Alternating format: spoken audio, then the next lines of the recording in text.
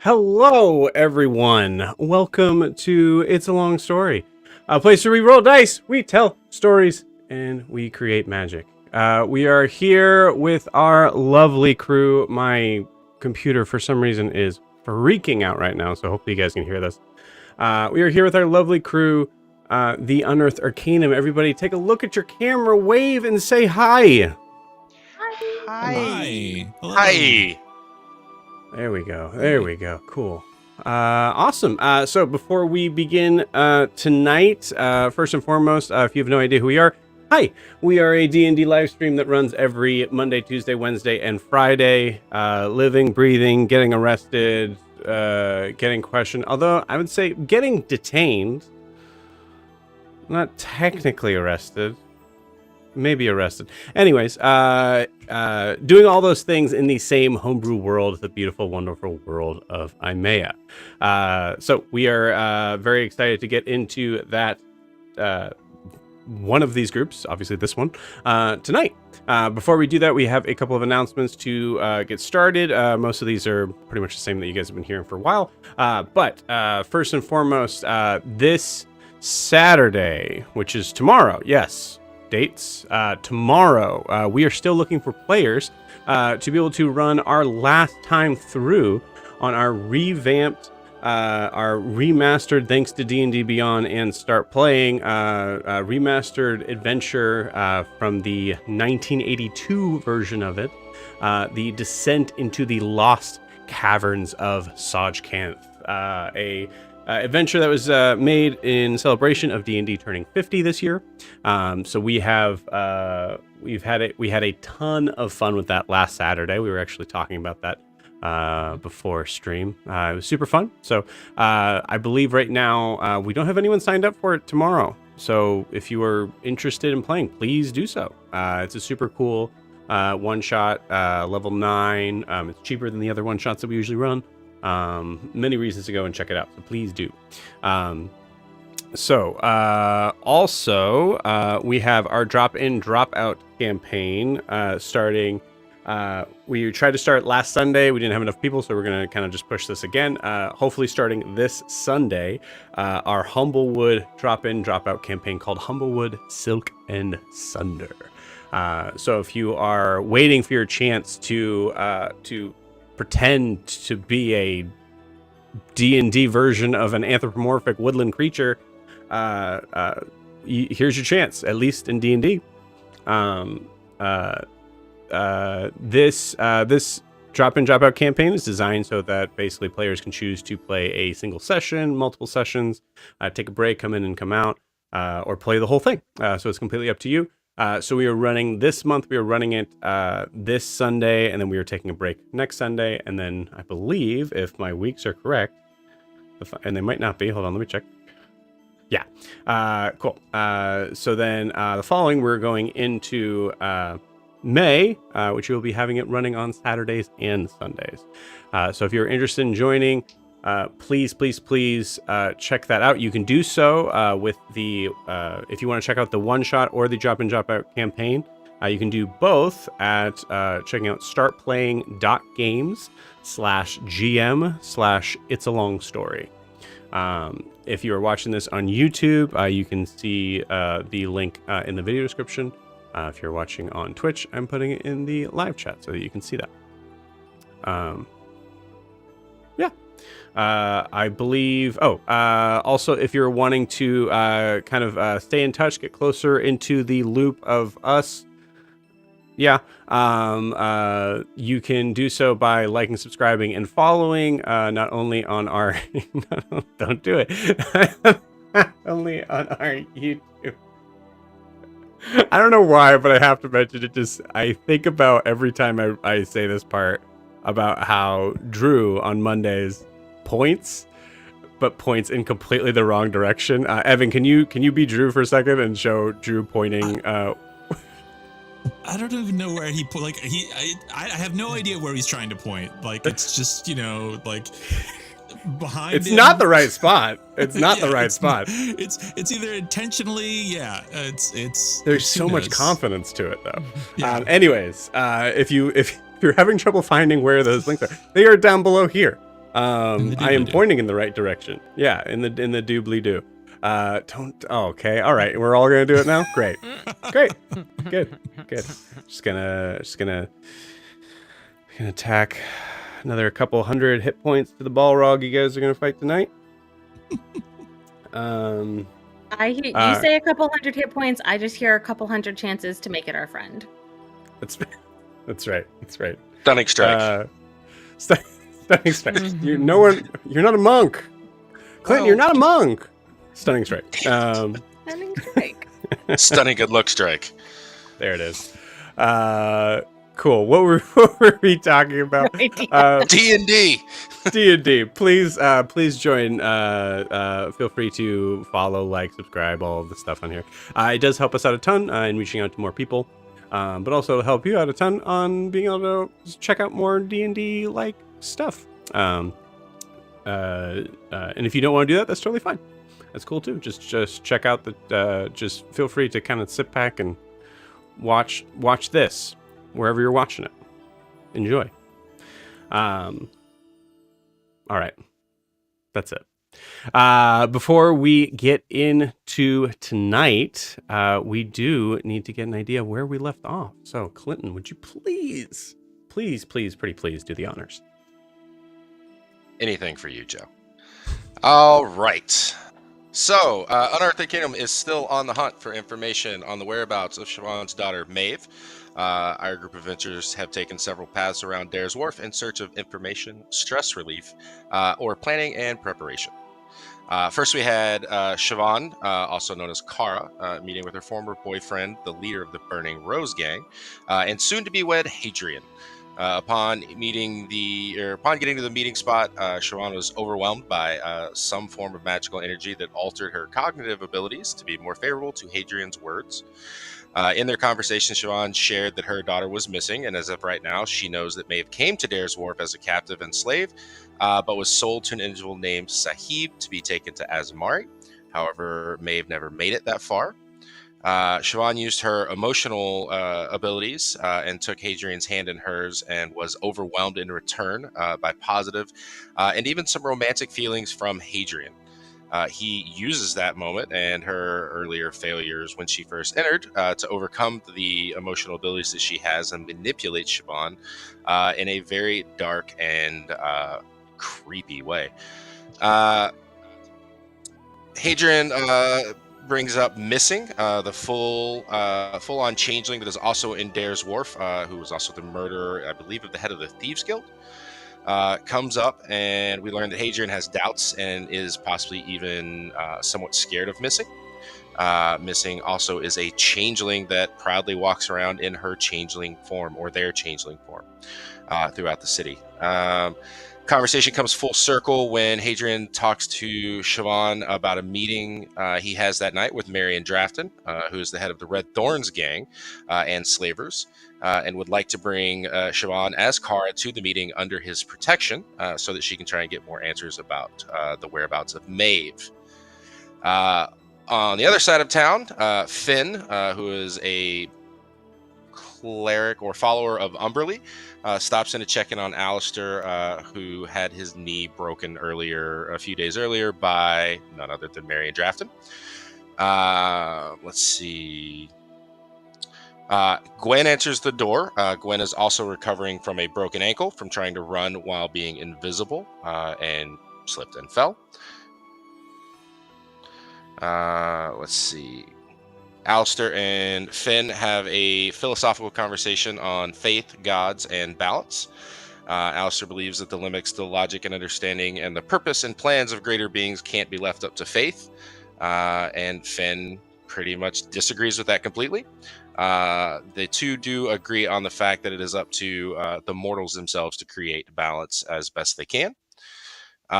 Gwen decides that she's going to use the rest of her day or some of her day to try and create a new focus for her to use her magic through, as she is speed reading her way through Wizard 101.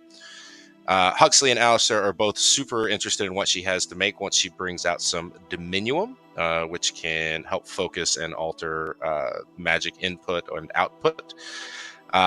Gwen makes a beautiful crystalline magical quill with some of the Diminuum to help with her focus. Alastaire is both moved and touched by her ability to control and cast magic with this new focus, and finds himself trying to hold on to Huxley's hand. And in that moment, remarks about how beautiful everything that Gwen is doing is. There's a very awkward moment where Gwen then kisses Alastaire and Huxley both on the cheek, and Huxley has no idea what to do. And decides that rather than spending any time with Alastaire, he has more important things to do, like build an arm for someone else that he doesn't tell Alastaire who that person is. Over in another part of the city, we have Jorri riding Fenrir with Io on their way to the library, where Jorri is looking for books specifically on ways in the Feywild, how fairies are born, gunpowder explosive designs to houses in the South Warren, anything about the Violet Court, and stories. On their way there, they run into a Tabaxi woman that they had seen before, and have a brief conversation with her and discover that it is Harper, the childhood friend of Kara Siobhan, and is desperately searching and trying to reunite with her. After some very awkward conversation where Io, in his disguised form as Augustus, may or may not have been hitting on her, and Jorri not really understanding this whole debacle and trying to pretend that Kara Siobhan isn't alive, or maybe is. They decide to send Kara a message, or Io does, letting them know that they've run into Harper, and if she wants to meet him, where they can find her. And then there's the awkwardness of them all standing around waiting for a few minutes before Jorri says screw it and just takes off and heads towards the library, and Io follows right after that. Nalani has made his way over to his 72-hour-old relationship with Lyra, and goes and immediately falls on his own sword and apologizes for all the bad things he's done, and how awkward he is and how awkward he can be. Lyra then decides that that's good enough for her, jumps into his arms, and the two spend the next few hours making out like 8th graders playing 7 Minutes in Heaven while taking before their parents come downstairs. So yeah, in between applying chapstick and getting breath, Nalani learns more about Lyra, such as that Lyra is part of a filthy rich family known as the Meridans, and Lyra re-ask Nalani to come to Hadrian's wedding with her. And the two of them decide to go shopping for clothes for Nalani. What? Back at Siobhan, she has made her way over to Harper, who is at the Compass hideout, and the two of them meet up and talk. Siobhan talks about where she's been and all the things going on, except for the more important details that could cause any problems between the two of them. Siobhan learns that Harper is watching a small child named Alyssa, who happens to be roughly the same age as Maeve. And Siobhan and Alyssa talk for some time. They get to know each other. It's a very touching moment. To be honest, you should go back and watch it if you didn't. And then as she stands up, Mask, Siobhan's deity, shows up and urges her to leave because that girl is not a girl. And then back over to Gwyn and Alastaire walking through the city. They are on their way to the magic shop to poke around and look when they spot a couple of guards coming directly at them. The guard shows up, introduces himself as Cedric Glimmershield. Cedric Glimmershield. And Glimmershield. Cedric Glimmershield.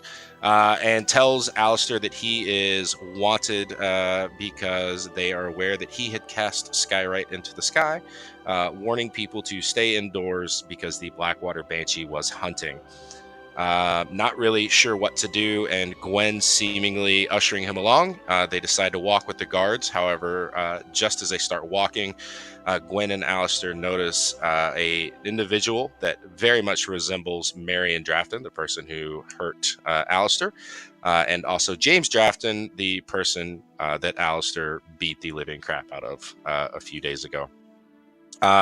Who then sends a message to Alastaire telling him that if he thinks that the prison or jail walls will protect him, he is very wrong. And that's where we ended. Very cool. So just a small note for me, Lyra is associated with the Meridans. Lyra's family is associated. No, it's okay. Her last name is not Meridan, for the record. And Maeve was never in Dare's Wharf.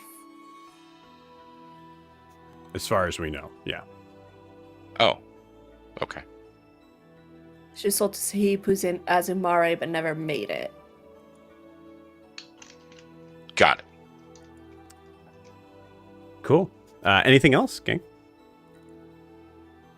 That covers it. Clinton, 20 gold stars. Incredible. Yeah. That was great. Thank you, sir. Yes. An inspiration well deserved. Cool. Let's do this. Let's do Io, Nalani, Jess, and Io, Nalani, Gwyn, and Siobhan. Roll me d20s, please. 17. Nice. 11. 6. 9. 6. 9. Okay, cool. All right.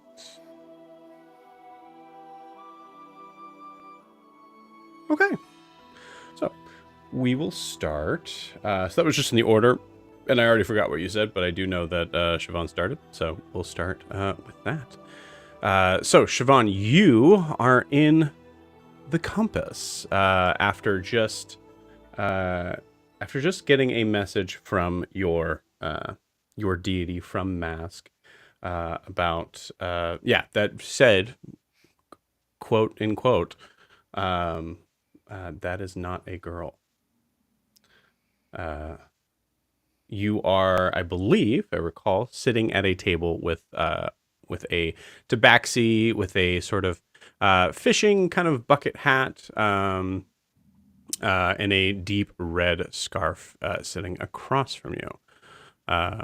So we will take it from there.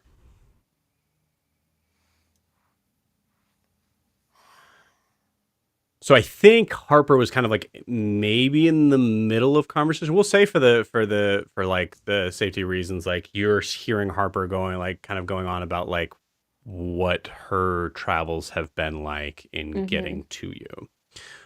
So you look over and you see Harper is talking in this moment, but you didn't quite hear what she said. She's gonna nod and pretend like she was listening the whole time. And then I came here as soon as I could. And yeah, I mean that's kind of just the brunt of it. Well, I'm really happy you're here. Like I said, I could use your help, and I mean, surprisingly, you work here now, with these people who may be of a lot of help, because I know that Maeve is in the Feywilds with the Violet Court, so somebody, I mean, it's a long shot, but if you've heard of anybody dealing with the Feywild, selling people things there, if anybody here has heard of someone who trades in that kind of realm. Yeah, I think, I mean, talking about selling people, the Draftons are the first people that I think of. But yeah, as far as any sort of connection to the Feywild, I have seen an interesting looking satyr around, but I don't know. I mean, truly, it was just that they were a satyr, so I don't. I mean, I'm a changeling, so it doesn't say much. Right. Yeah. No, I know. I think yeah, you could talk to Ida. She's kind of the captain around here. Maybe she would know more information. Alyssa, the one who has the doll I gave her. How did she come here again? You said her parents are on the way? Why isn't she here with her parents? Yeah, so yeah, it's been quite the past 24 hours. So she was on the board there. And points to the board where you see like essentially like wanted, missing, and it's essentially like a simplified jobs board, but wanted and missing. You are reminded here that you see Timur's face again on that board. Do I see Maeve's? Because I know Brooke sent out word all over. I would say then yes, you do see that. I think there was no, for anyone here, there's no association with you, so there would be or Kara, we should say. So,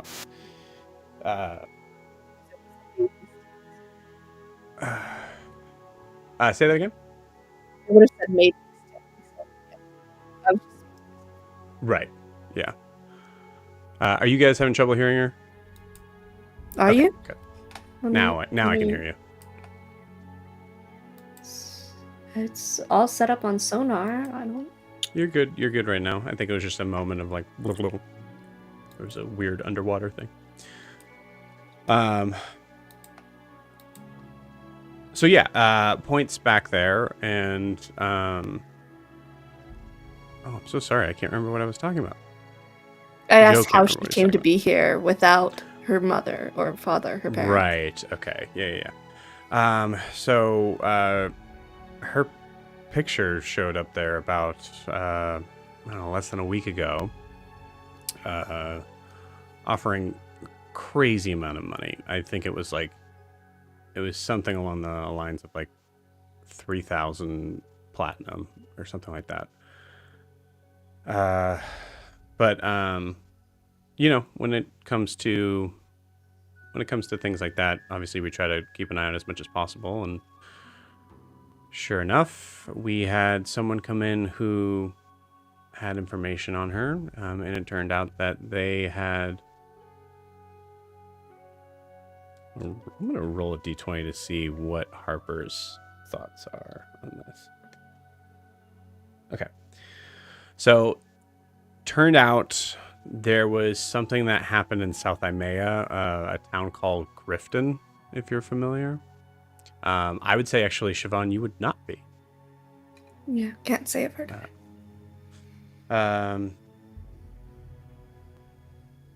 Yeah, so there's a newer town, Grifton, that she was living in, and apparently, according to the story that we've heard, there was a magical incident that was, according to this group,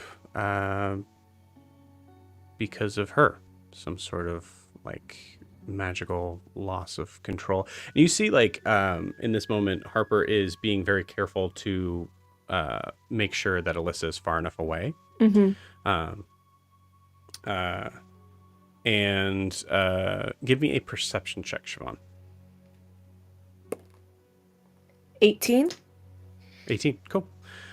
With an 18, you hear Alyssa calling out to someone outside. You don't really hear a name. You just hear an exclaiming sort of sound. So anyways, yeah, so they came and brought her after we kind of kept a couple of them, because so one of them has some connection with Ida from before, essentially, like almost like a familial sort of connection, and so there's a lot of it got pretty dark and serious. They were hired to bring her here. How did? No, it's just happenstance. They're actually looking to hide her from, I assume, her parents. But I don't know. Parents are coming with 3,000 platinum? Yeah, well, hopefully. I mean, so Ida's being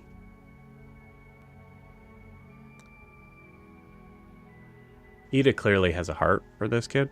So there's a lot of stuff that she's assuming is how things are going. And to be honest with you, like I can kind of hear some sort of point of view on the idea that they were trying to protect Alyssa from South. I mean, you know, you grew up there. They don't treat magic users. Yeah, they don't treat magic users the best. So, I'm gonna say in my head to Mask. Grincelli was talking about a child with extreme power that a group found, whoever gave her that fake rod. Could I put that together? Yeah. Yes, I think so. You hear in response, maybe you should see what I see. Only for a moment. Is it like Alastaire's rod? No, not at all. Okay. You, for a moment, and it's for a brief glimpse, you see that your vision kind of completely changes. You notice that you see almost everything becomes a mixture of like a black and gold, like darkness and gold, separating outlines of figures who are in the bar. It has this like almost like etching sort of look to it, but you can also see there are different sort of it takes you a second, but there's different sort of like light that seems to kind of like pulse out from people, and you see it as what looks, and from that pulse you're able to kind of get a better look at the figures, but you're also able to see like glimpses of different colors, of which you can see seems to represent, as Alastaire had put, like seeing magic. When you are looking around, once you get used to that, you see like everybody's heartbeat is representing the different sort of like versions of magic that is within them or they have control in. And you see two figures that appear in the doorway. One is gleaming with a very bright golden light. And the other, a terrifyingly, there is no heartbeat. It is a full-on, you don't even see a humanoid figure. You see an outline of just fire. And it is almost as if you were looking at fire with your naked eye. However, the other figure, you kind of snap back to it when there is a moment where Harper kind of gets up and goes, "Oh, okay. Yeah, all right. I guess that makes sense. Hi, Grian."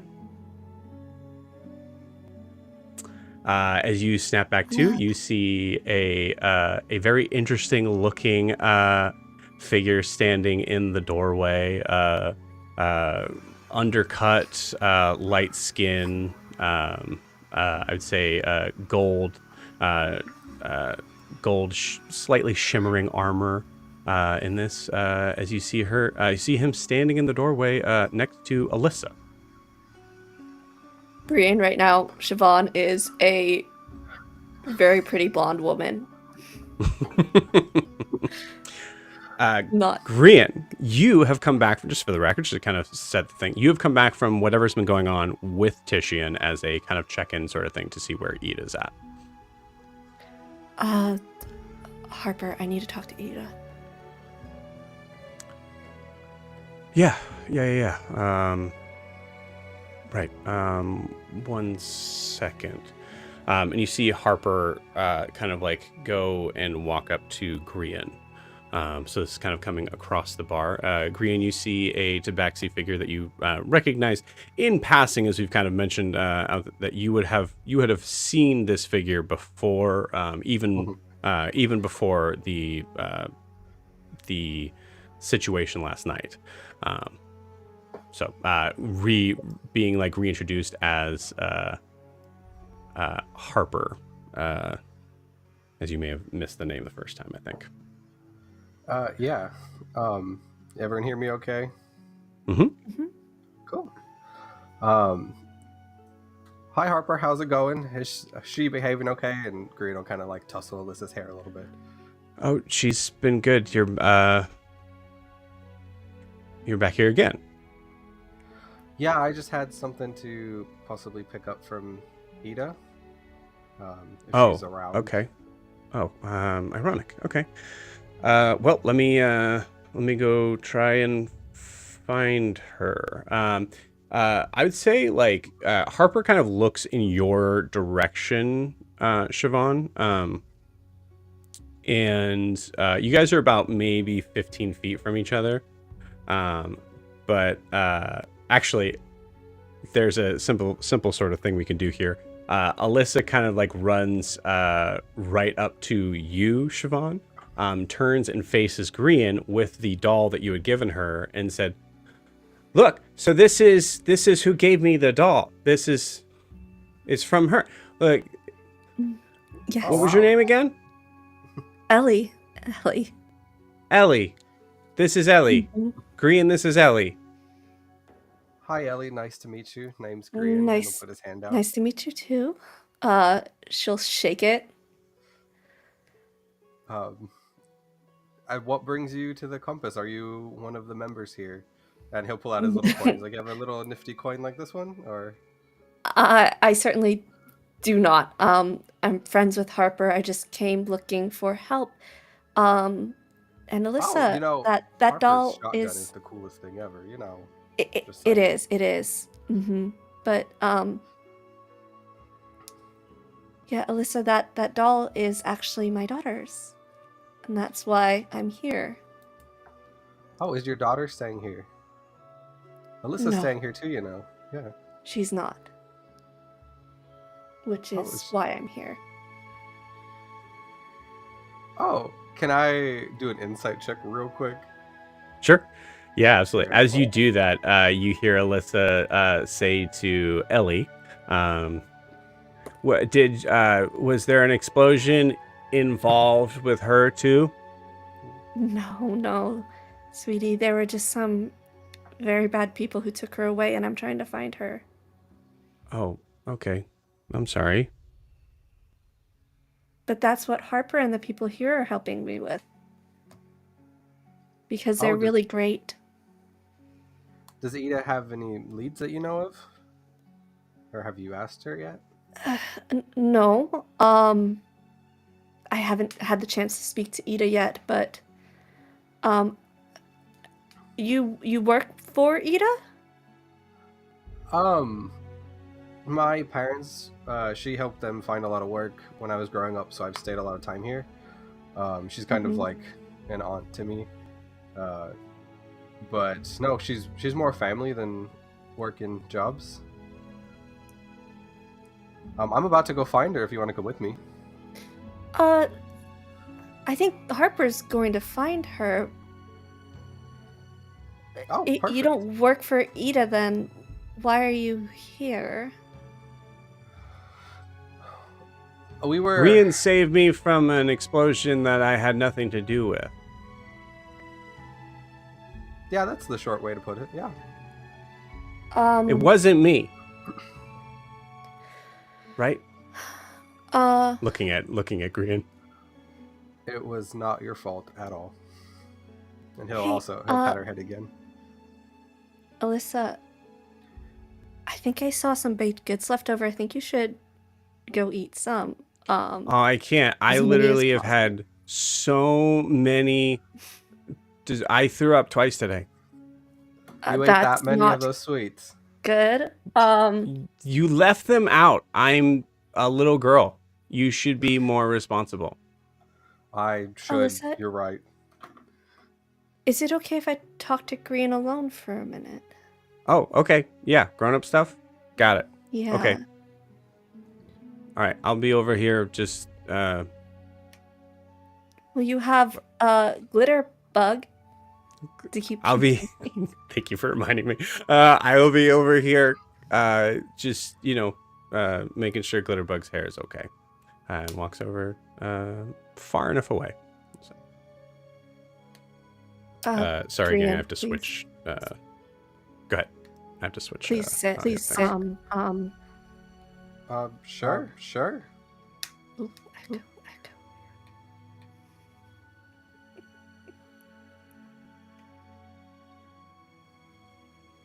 Is it me? No. Mm-mm.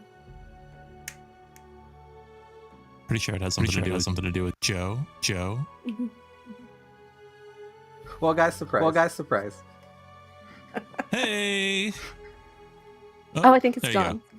Okay, there we go. Oh, cool. How private are we right now where we are?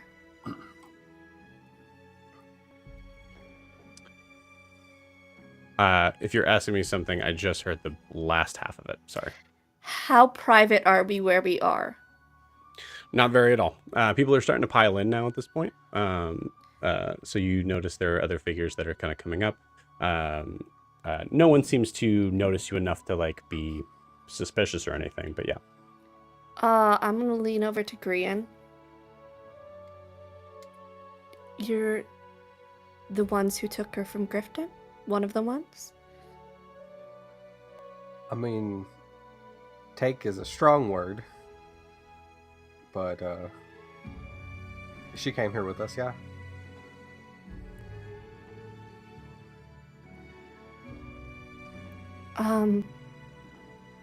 Did you want to like find somewhere a little more private? Yes, Can I turn to Toffee, who I'm assuming is at the bar? The little Paragon bartender that works there? Toffee doesn't work at the Compass, I don't think. But sure, actually, I haven't introduced, so that's fine. Yeah, you turn to Toffee. Hey Toffee, are you okay if go borrow one of the rooms real quick? Oh, yeah, sure. Okay. Awesome. And Gwyn will kind of like go behind the counter and grab one of the keys to the room. Bring it right back. You coming? Okay. Yep. Mm-hmm. Can I insight check him? I'm gonna just kind of brush up against him, like try to make it as casual as possible. I want to see, like, my powers, emotional states, but I'm trying to like get a trustworthiness vibe off of him. Sure. If he like truly cares about protecting Alyssa and is concerned about Alyssa. Yeah. Or give me an insight check with advantage. And then Gwyn, what was your insight check? Oh, it was like a 6. Okay. 22. And then she answered it, so it's fine. Okay, cool. I'll say with the insight check that you're kind of getting, with a 6, you see this is someone who seems to be in genuine need of help. Someone who is seems to be confident enough to go by herself to the Compass. Seemingly, I would say with a 6, you get the idea that there's a possibility they're not a local here. But obviously getting some of the conversation, and you're also quite certain of that at a certain point. So, yeah, you guys go and grab a private room. 22 on his, how trustworthy he is about Alyssa. With a 22, I think what you get is a very strong sort of vibe of I will do anything for this person. And I think with a 22 is I'd say Gwyn, feel free to roll a deception check if you would like, but if you don't want to, that's totally fine. If you feel like you're kind of trying to be as open book as possible. Okay, cool. Yeah. You think that what you get for sure is this is someone who has Alyssa's, who just wants what's best for Alyssa, but also has some pretty strong ideas on what that is, possibly given the situation that you were briefly explained to with Harper. Okay. do I approach this without sounding like a bad guy here? He's like, you work for that bitch and try to kill me right now. I think as Siobhan like brushes up against Grian, he'll just be like, "Oh, sorry, don't mean to get the wrong idea. Not quite my type. Just figured we could talk somewhere a little bit more private." I'm looking for my daughter. That's not. Oh, I just want. Sorry, but okay, if, just like a twink with red hair, just let me know. Fucking walk, please. Go up the stairs. All right.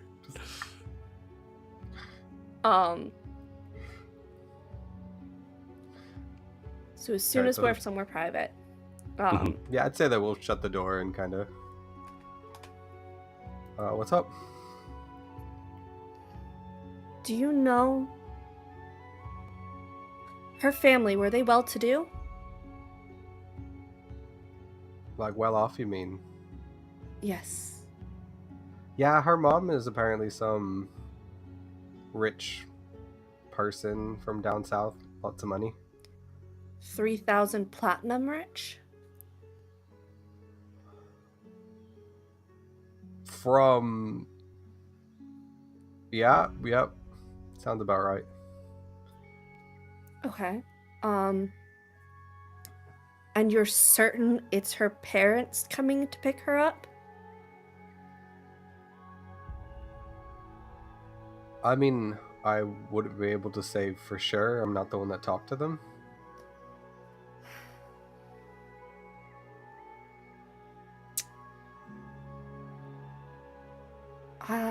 Why? You have a lot of interest in a girl that you just met. Just throwing that out there. Can I, Joe, cast... I want to cast... I don't know if you can do that. I want to cast Zone of Truth, but I want to make it clear that I'm failing. I want to make it so clear that I'm telling him the truth.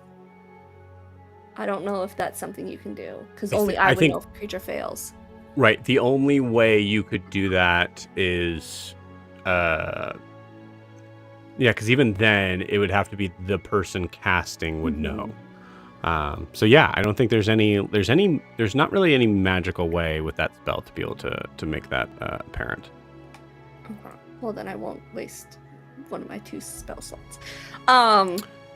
There's a moment where you do hear a knock at the door, and do you open it?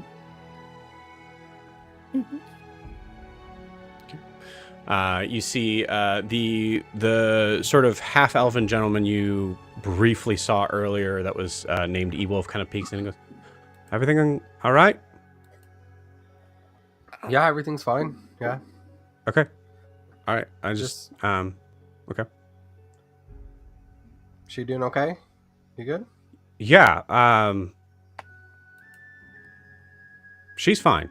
Ida's out here. Do you need a minute?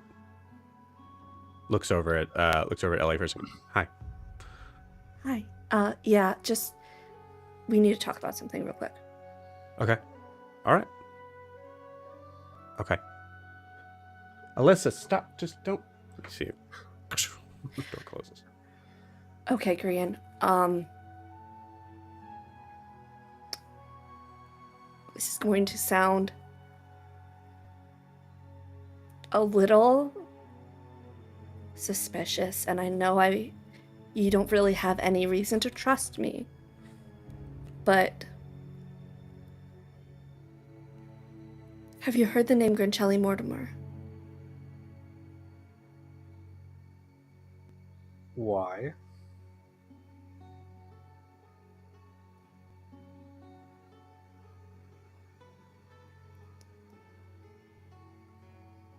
I have my suspicions of her and have worked with people who may be endangered by her, have met people who may be endangered by her, and I have the ability to look in on places, people, for a short time. And I happened upon a very interesting conversation she was having that I believe may have been about that child outside. And 3,000 platinum seems like a lot. Please tell me she's dead. As far as I know, she's alive. When I saw her, she was speaking to scions of the Raven Queen, talking about a fake rod and then the potential for a child of power. She's after that child. At the rod. She's after that child, and you seem like you care deeply about her. And I just don't know if it is her parents coming, and if it is her parents. Hold on. What you're saying to me is that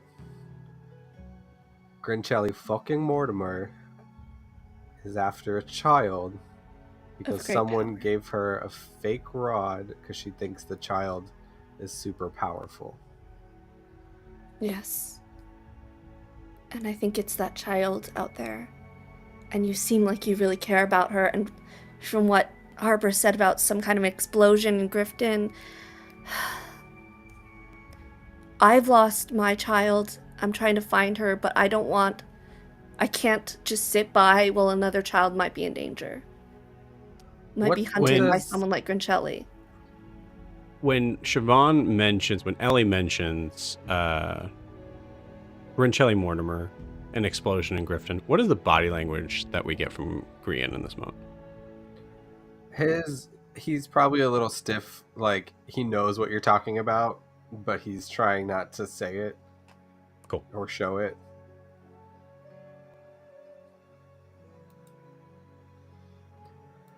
What does Alyssa have to do with a rod of power? I don't know. Like she's trying to replace the power from the rod? I don't know what she wants. I know she said that someone delivered her a fake rod and she was pissed about it, but those scions said that whoever it was had died. But they were talking about there was a child of great power that group found. I don't know what she's going to do with that child, but from what I've heard of her, she doesn't sound like a great person. And as much as I love Harper, I don't want her to be in the line of fire for someone like that. Grino kind of just like, if this bitch would just leave us the fuck alone, I think I'd make my day. Well, I appreciate you telling me. Obviously, you seem very worried about it. I'll admit I have no reason not to trust you. I don't know why I feel like people have a hard time trusting you. Don't know where that stems from. But it'll be okay, I promise. Well,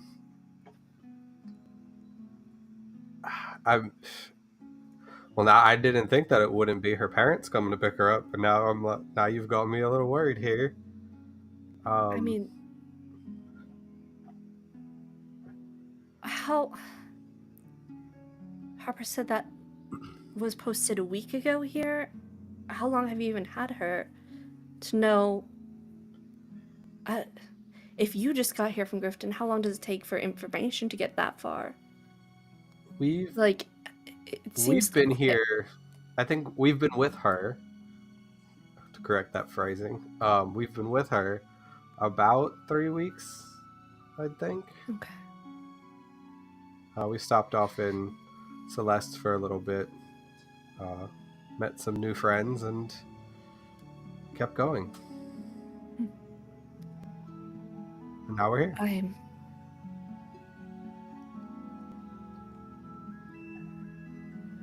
I just don't want another child hurt in this. Is that what happened to your daughter? Someone took her because she was powerful too? I'm still trying to figure that out. I don't know if it was because of her gifts or because of who I am. You seem simple enough, but I guess Dyer's Wharf, she could be anybody. You're a quick study. Hot, but not that slow.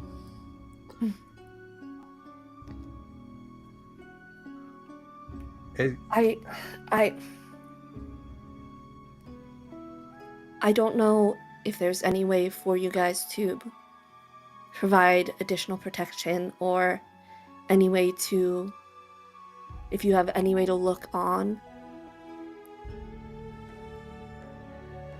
to see if it is her parents coming. I mean, would it be the difference between protecting this girl and not? I can help you. I mean, if you don't think it's a shite favor to ask, if you could help, that'd be great.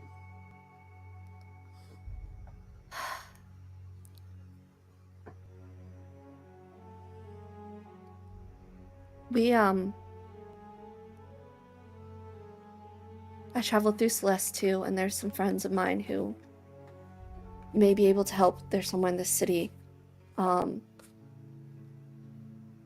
could, if you describe in great detail either the mother or the father, I could try to look in on them, but I would ask Harper to be in the room while I look. I can see if they are on a ship and moving this way, or if they're still at home. That could answer your question on who's coming. Yeah, I mean, they're supposed to be here in either tomorrow or the day after, and I don't think, even with a fast ship, even if they've left today, they wouldn't be here. But yeah, I'm cool with that. You know them well enough to describe them? I mean, I couldn't describe her mother very well, but her dad's a little seared into my mind, so I got you there. Okay. I'm gonna lean out. Harper, and Ida, I guess. You see, as you open the door, you see a dwarf. I don't know if you met Ida yet, right? Cool. You see a. I'll show the picture when I can. But you see a dwarven woman sitting outside, arms crossed. You see on her back is a massive maul. She seems to be annoyed. Clean shaven face. You can see like heavy sort of black braids kind of. Hi, can I talk to the person who decided to reach around the bar and grab keys for himself? Yeah, Toffee said it was fine. And it's a girl in my room. It's the first time for everything. Great, that's not how this works, bud. Fine, I guess it's men only. Okay.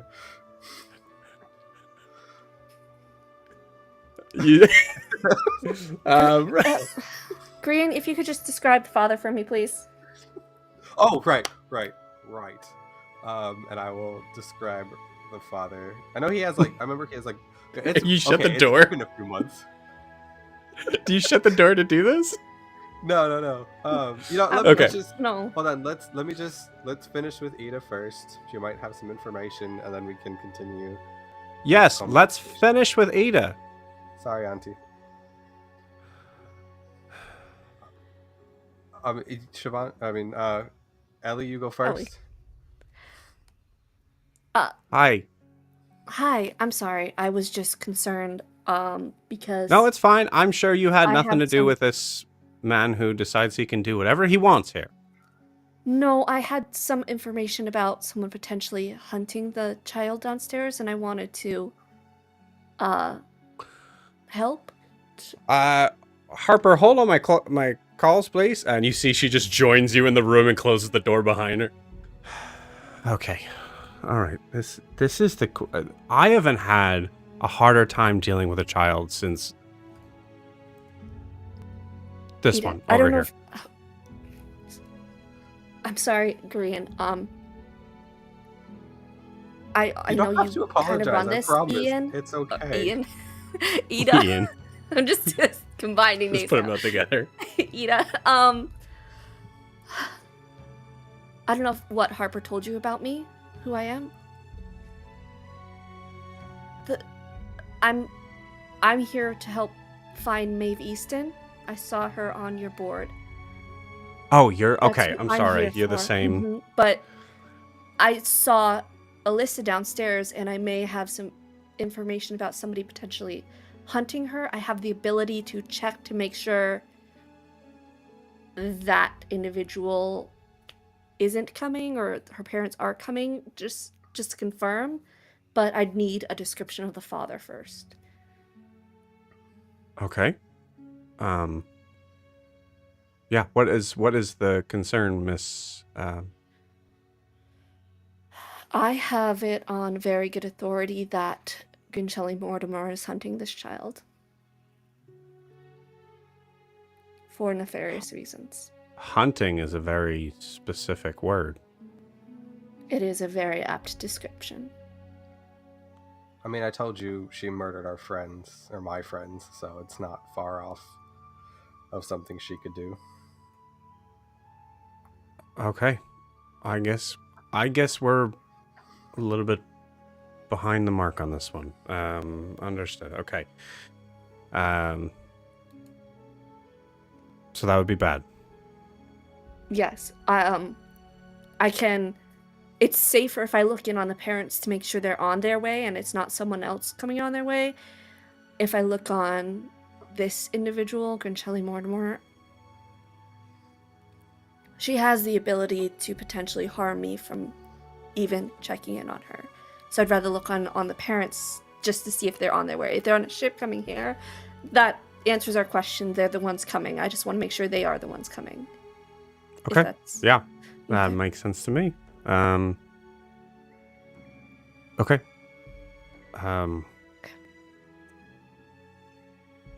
There's a moment where like you start to kind of like go through the process and Ida fully interrupts you.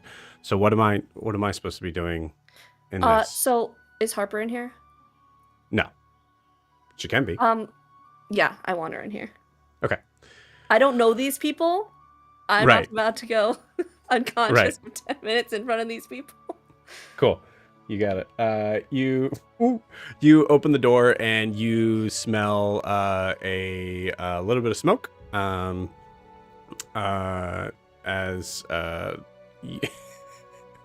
We'll say, Ellie, you're the closest to it. So when you open the door, you smell the smoke, and Edie goes, "What is that?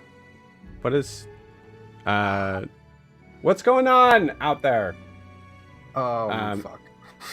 And you hear Harper just respond, and oh, it's fine, we got it under control. It's okay, Alyssa, I got you. It's fine, it's okay. What did you need? Can you just come up here for a couple minutes, Harper? Please? Oh, okay. Yeah, Ewolf, this just take over. You hear a of like a very heavy blanket being thrown, and you hear a small child yelling, "I'm sorry, okay? I didn't know they could catch on fire." And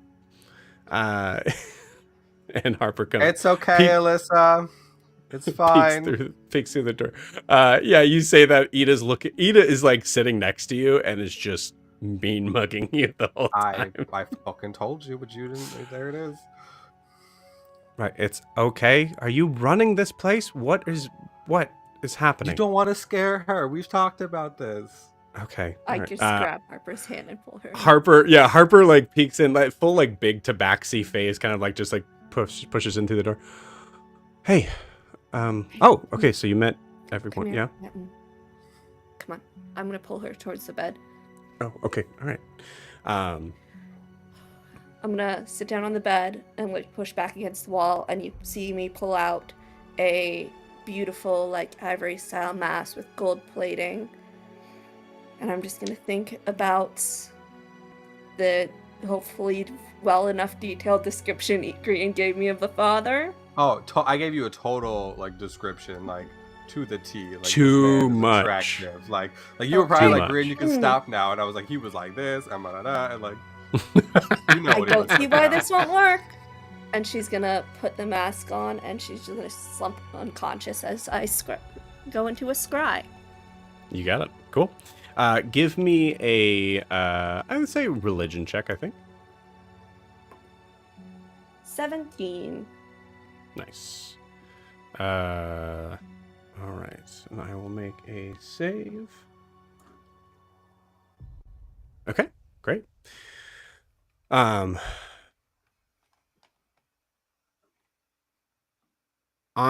gonna have two things happen here. As Siobhan goes out seemingly unconscious for a second, you see Ida look at you, Green, and go, "That mask. What do you know about this woman?" Not a whole lot. She was here wanting to talk to you, and then she asked to talk to me about Alyssa and some fate that's going to befall her.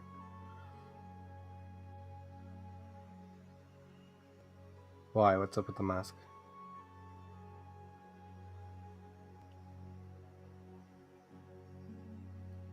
Which is why I brought Harper in this room, for that reason.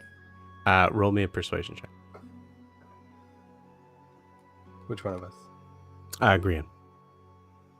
Siobhan's out. It's gonna be... Oh, fuck, I gotta bring my thing up. I think it's 11 plus 4 for 15. Yeah. Okay, cool. You see Harper.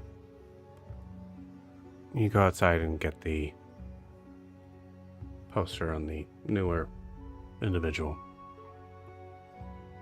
Are you sure? She's...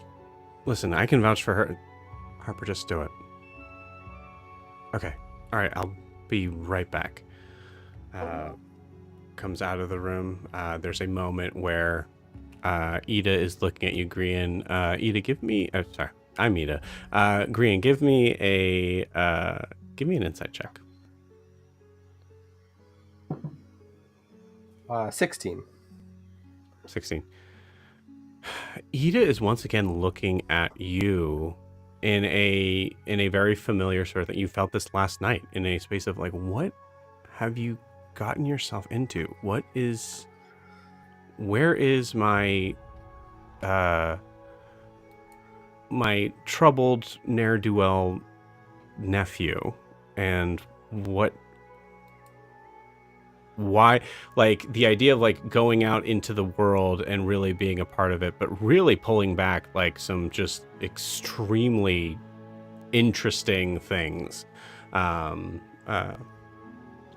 see Harper goes back and goes, "So I don't really see what the reason is for this, ma'am, but here's the and it is a wanted manuscript, essentially like a scroll sort of thing, that is marked out with a drawing of an individual with a deep set lower jaw. You cannot see eyes, just a hooded cowl over the eyes. You can see two very like short teeth kind of jutting out underneath, you see on the post, there's a lot of information on it, but one of the important things on it is that has been noted with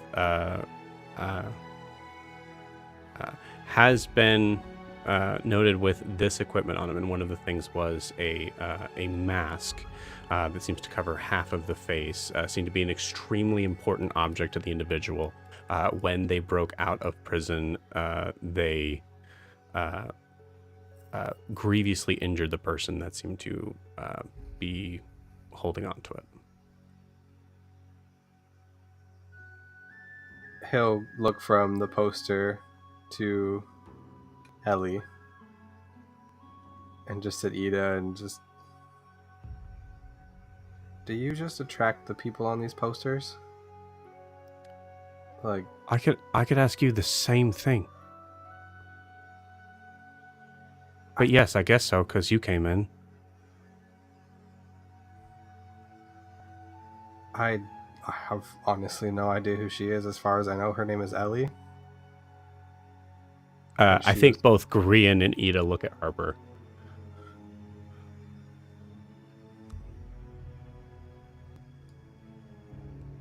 I am willing to vouch my life on her being on the right side of the law when the chips fall.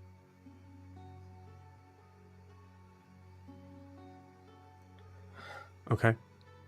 All right. Then, and this is Ida. Then Harper, you're asking the questions. Okay. Yeah, fair.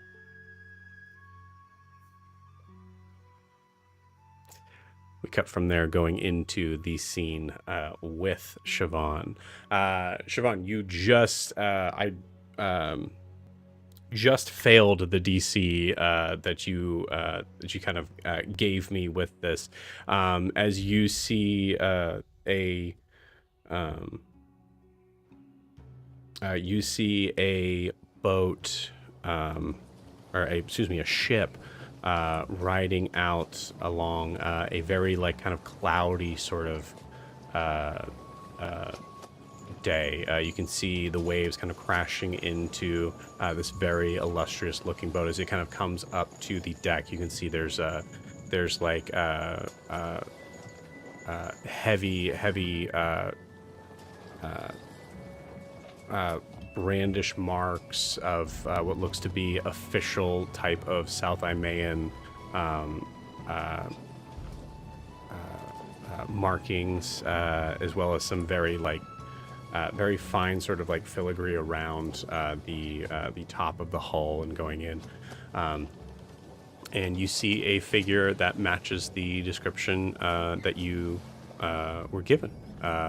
Very broad-chested figure, rather like just like wide set in the shoulders, long black hair that it's I'd say in the description that was given, it was probably kind of like tied up, and at this point you can see it's kind of just like kind of blowing in the wind. You can see a big heavy honking mustache, and some very seems like he hasn't shaved in a while, and is staring out into the waves.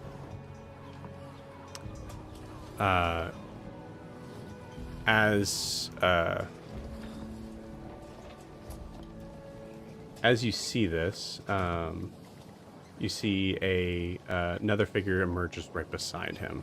A woman that seems to be very pale-skinned. You can see elven ears, long black hair descending down. She looks, she looks elven in the way of like everything looks perfect. Deep green, I believe. It might be purple, I'll have to check, but very nice, very like nice dress, very well presented.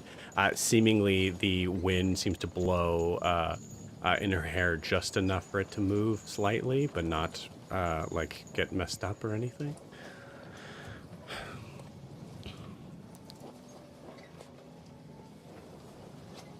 You hear McCall, who is the father's. Not long now. Thank you. You see the woman, like, please don't ever thank me for doing what I can to find our daughter.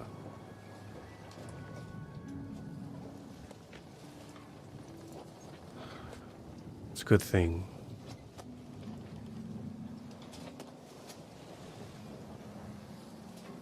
It's a good thing we were given word. I wouldn't want the capital to be involved in an invasion of Bear's Wharf. But I wouldn't mind it either, if that's what it meant.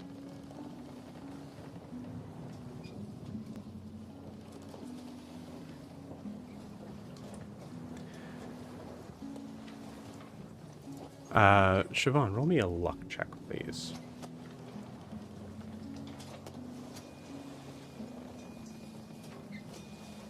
11. 11. Okay, 11's just enough.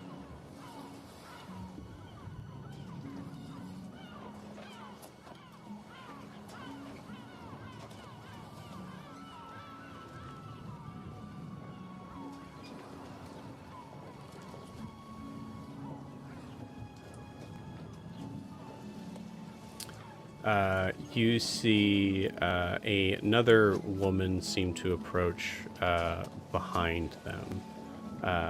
Notably, it is not Grincelli Mortimer, but you see a veiled figure having a light gray sort of veil kind of coming up and like stopping at the nose.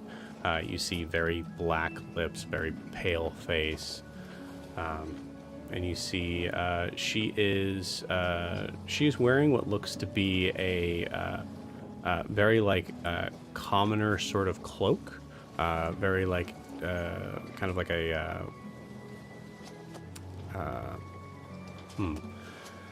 I would say like kind of like a what's the word? Like a potato sack brown, like kind of that like tan sort of brown, and also like just of that sort of it's like notably commoner like, but the veil itself looks very different, has that like very like interesting sort of light blue tinge to it.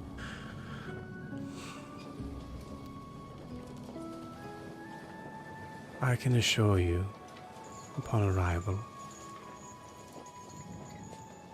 I will make sure that Alyssa is returned to you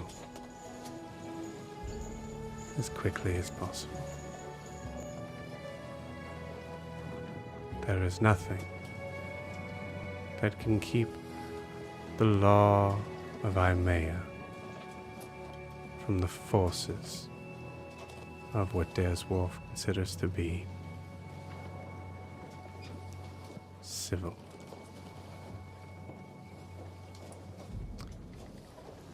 Siobhan, give me a history check.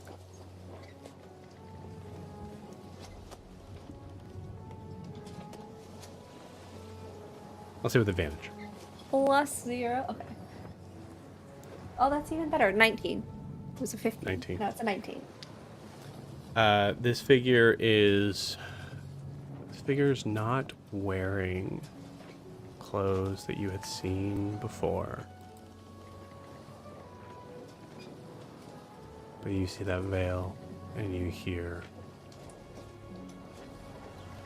the voice. And your fears are indeed confirmed. That this was, I don't know if you ever got a name, but someone who was in that original conversation with Grincelli Mortimer.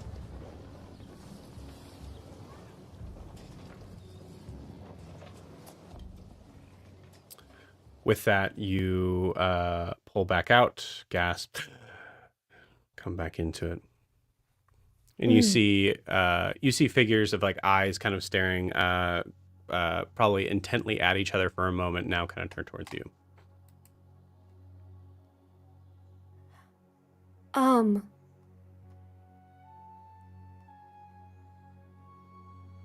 So I have good news and bad news, Gwyn. Her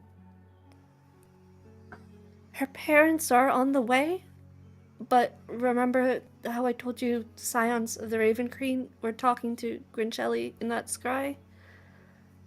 They're with her parents right now, and they are also coming. Well, fuck. Okay. I think she's going to try to take Alyssa one way or the other. Okay. I looked at Ida. Be like, we can prepare for this. It's not a problem. I also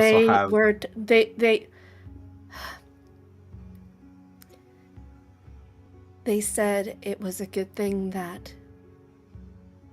they, and I motioned towards Ida and Harper, reported her found so that they didn't have to invade Dare's Wharf with the might of South Imea. I don't know if that's something you can stand up against Grian. I don't know you admittedly, but an invasion is a lot to handle.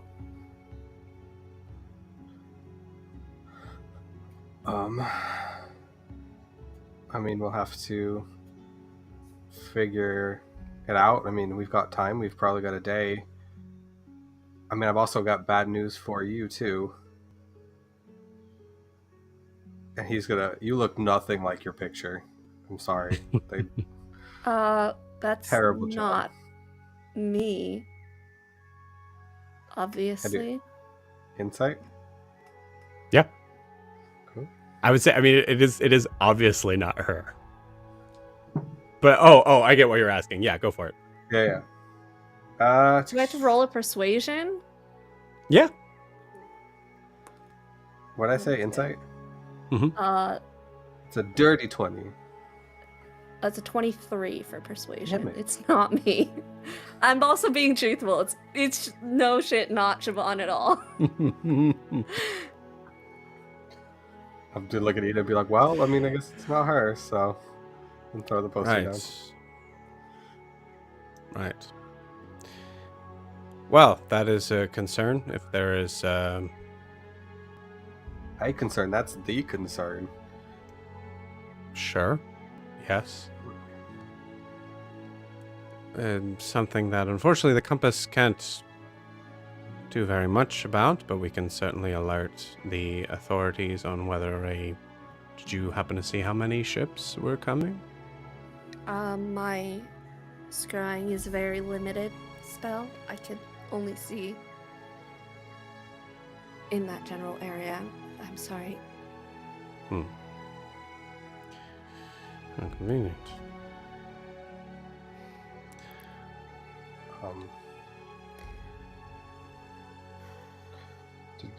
Did you get a feel of what this person looked like?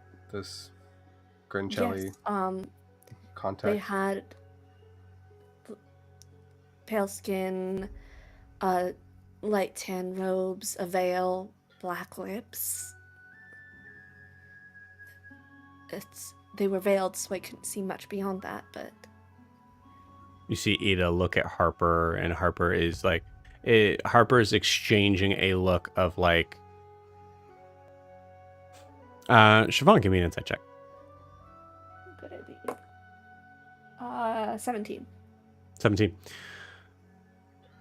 Well, she's not really hiding it. Yeah, cool. Ida does not believe you. It seems like whatever the your reaction to the thing that Grian held in front of you didn't dissuade her in the least on the idea that she doesn't seem to be taking your word as truth, we'll say. Well, I don't know her from Joe. Grian believes me and Harper believes me, so that's all I care about. Mm-hmm. She's hard to... It's fine. She's a hard egg to crack, that one. Nut to crack? Egg to something? I don't know. It's your decision on what you do with this information, Grian. I wish I could help, but I've got my own thing to... I mean, I think you've done more than enough to help here. I will pass this information along to my friends, and we'll see what we need to do to get it done.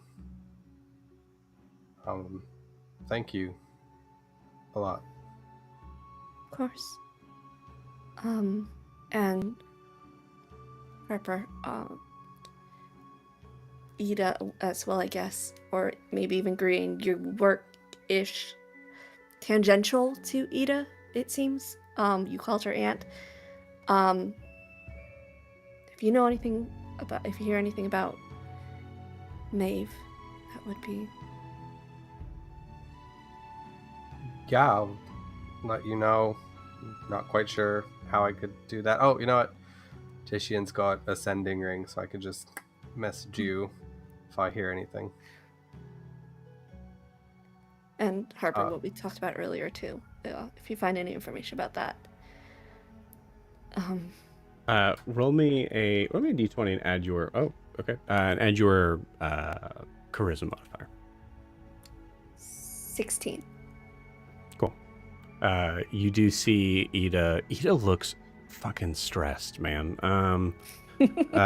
So she's like, she kind of like, when she hears that, and it hasn't been the first time she's really heard it, but it's a moment of going from this is something I'm dealing with to a little bit of there's a little bit more desperation in how you said that.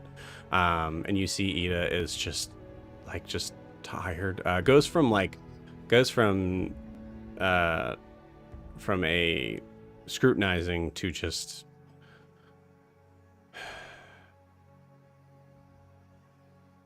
Miss Ellie, I can assure you, if there's anything we hear on that end about your daughter, it might help us if you can give us some information about Harper. Harper cuts off eating. Ma'am, you did say that I could ask. Right, okay. We will keep an eye. Okay. Harper knows kind of what happened and who I suspect. Actually, I told her everything that happened with my daughter and who I suspect. Obviously, the Draftons, as anyone can assume, they're slavers, so they may have had a hand in that, but... Well, if it makes you feel better, the compass has kind of locations all over North Amaya, so if she's anywhere here, they'll get information for you. I can send word.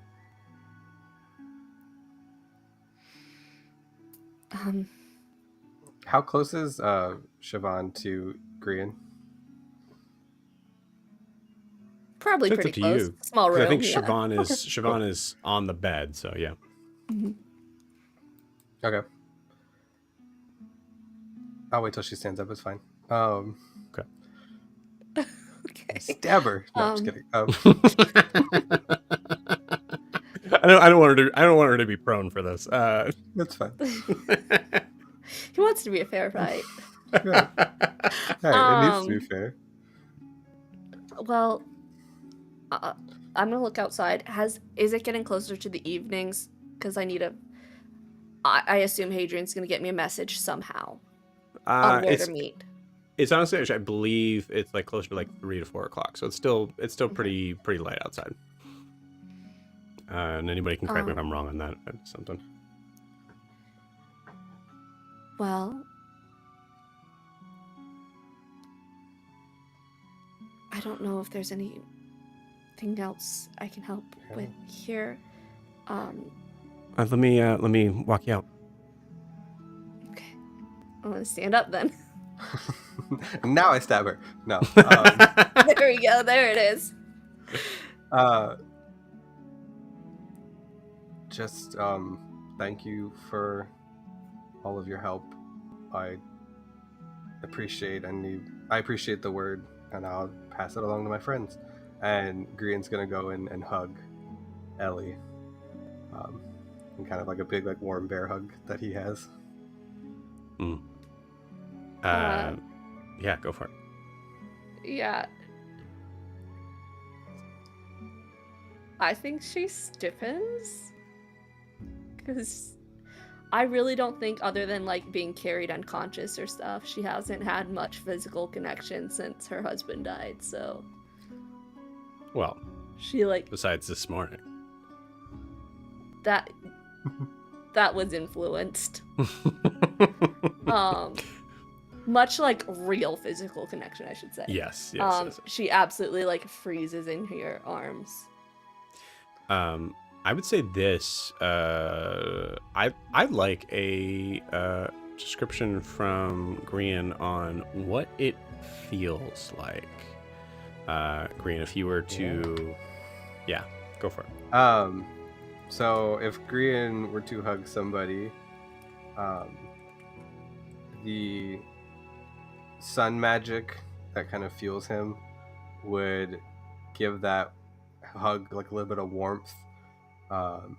There'd be like a hominess to it, and almost a little bit of freedom, fresher breath air, kind of like the feeling you get if it's been really dark and you walk out and you kind of get those first like 7:30, 8 o'clock morning ray on your skin, like on your face. That's what it would feel like. She's instinctually going to try to sense his emotions, to sense his intentions in this moment, because this is not something she's... That wasn't great. That was a 16.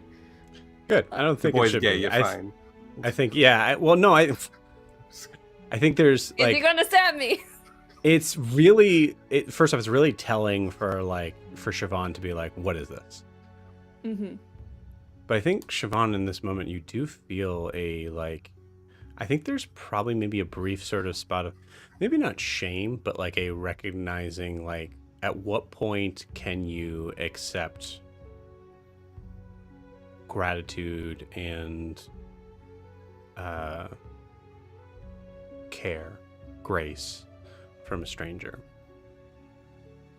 And you take a moment to kind of recognize that, like, for someone who has had to deal with the lack of trust in people for all your life,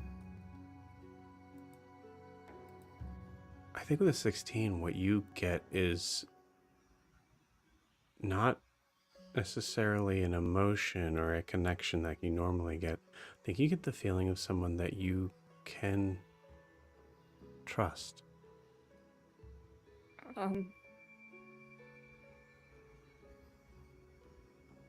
She kind of like pushes herself out of that hug.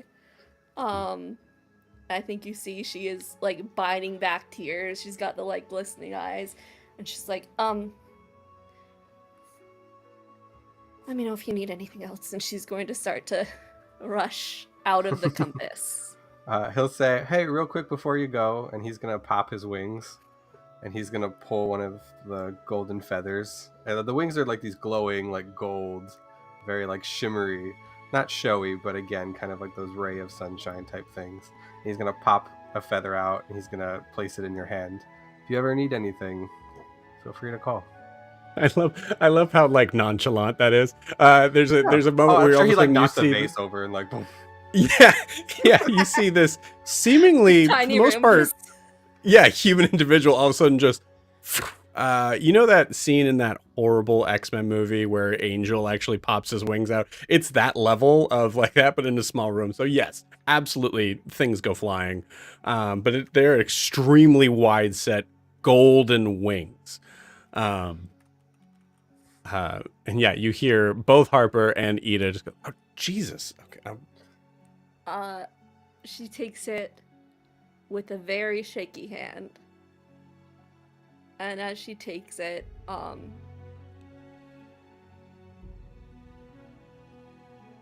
she just starts crying and she runs out.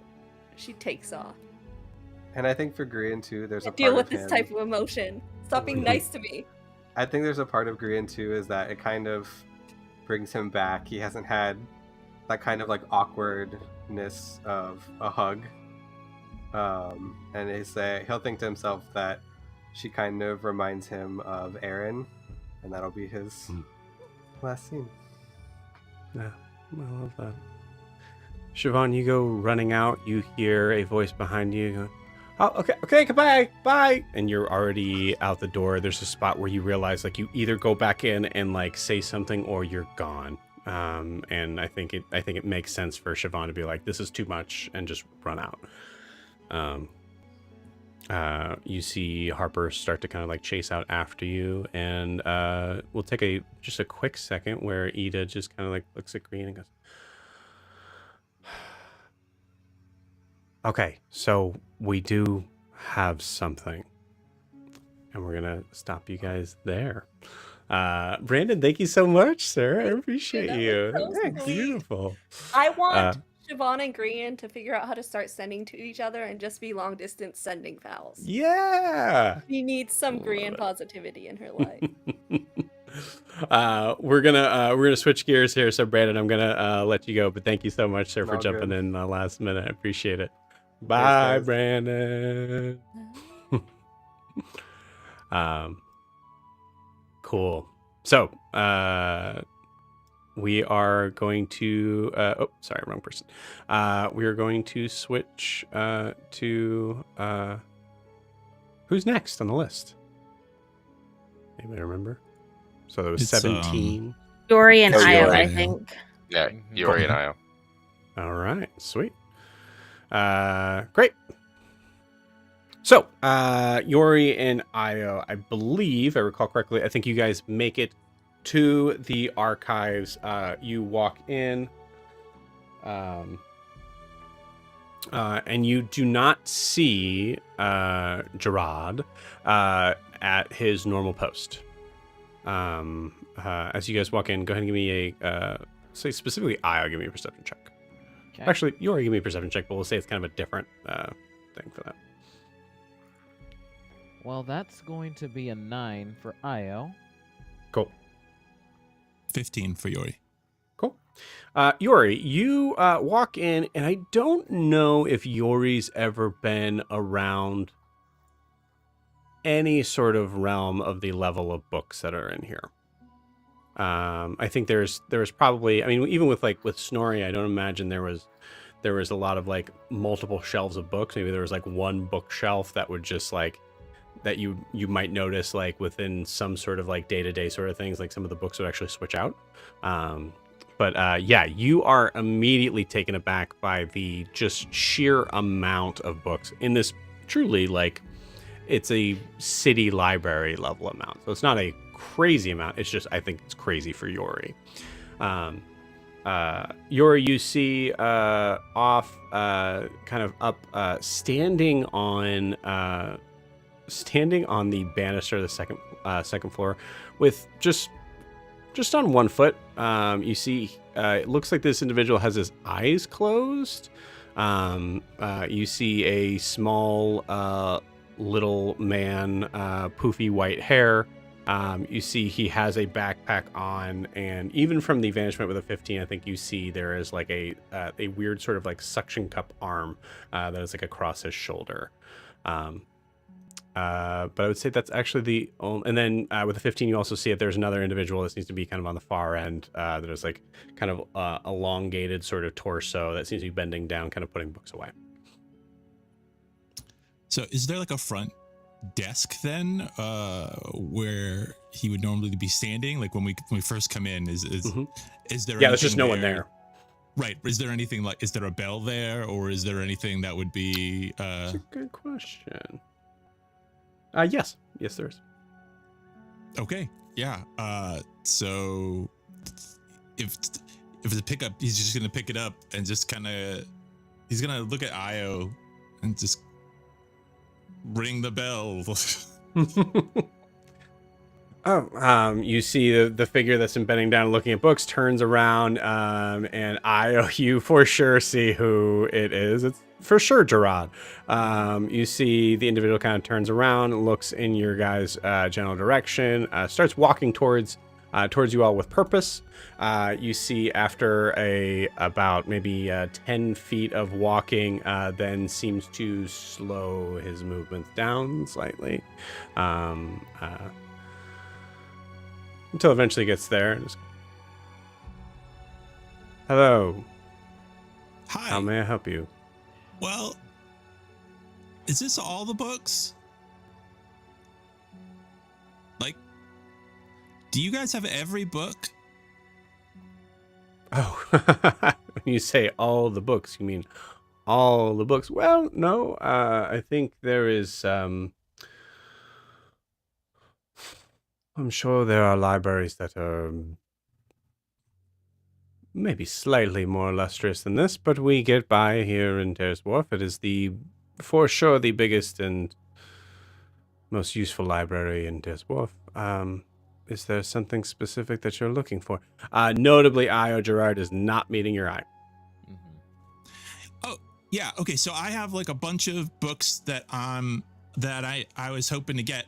And one second, and he's gonna start taking bags from Fenrir and just plonking them on the desk, and they're just open and full of gold.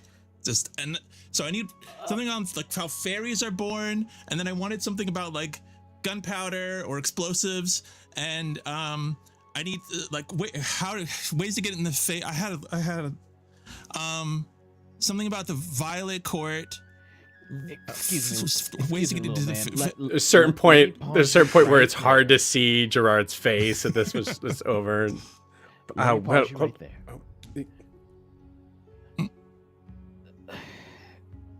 So, it's a good thing meeting for the very first time, as we've never ever interacted before.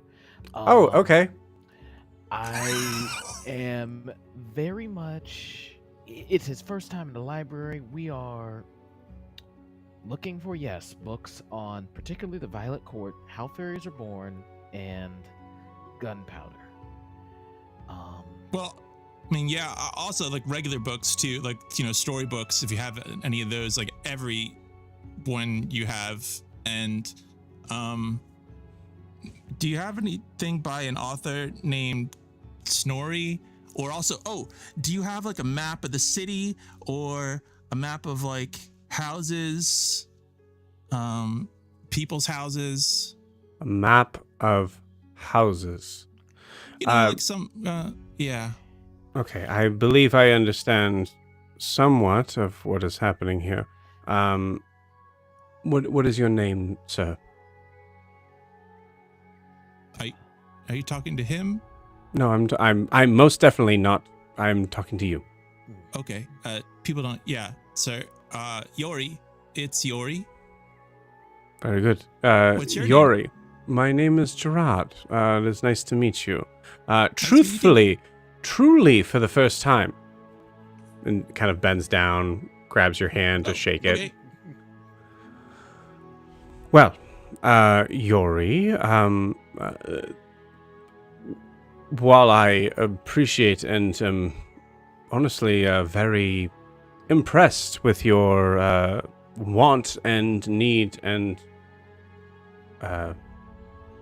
passion for wanting to read books about such things, I can assure you that this being a library, you do not need to pay to read them. It is a privilege that everyone gets to have without having to. You do pay, sort of, just not. Well, you might not, because you don't. Do you live here? No, not. I mean, now, currently, but I didn't like a week ago. Right. Okay. Well, the people that I imagine whatever tavern that you're staying at, they help pay along with everyone else who lives here on this library. So you do not need to do so. Assuming that you're only passing through, so to speak, as many are, I can help you in finding whatever it is you need. But I would say, as he kind of like takes one of the pouches and starts to kind of put it in your hand, this is very much not necessary. Well, you said I could read them, but I can't really. So I needed to take them to show to somebody. You don't. So the books aren't for taking anywhere. You can't get them with the exchange of something. Well, you can borrow the books. Unfortunately, that is something that is only a privilege for those that live here and have an address. Can I buy an address? Yes, technically you can. You would have to buy a living establishment of some kind to do, or for those that like to stay, as Joe is now thinking of like long-term motels, sort of thing, like trying to figure out, like, I guess you could get what we call in the fantasy world a P.O. box.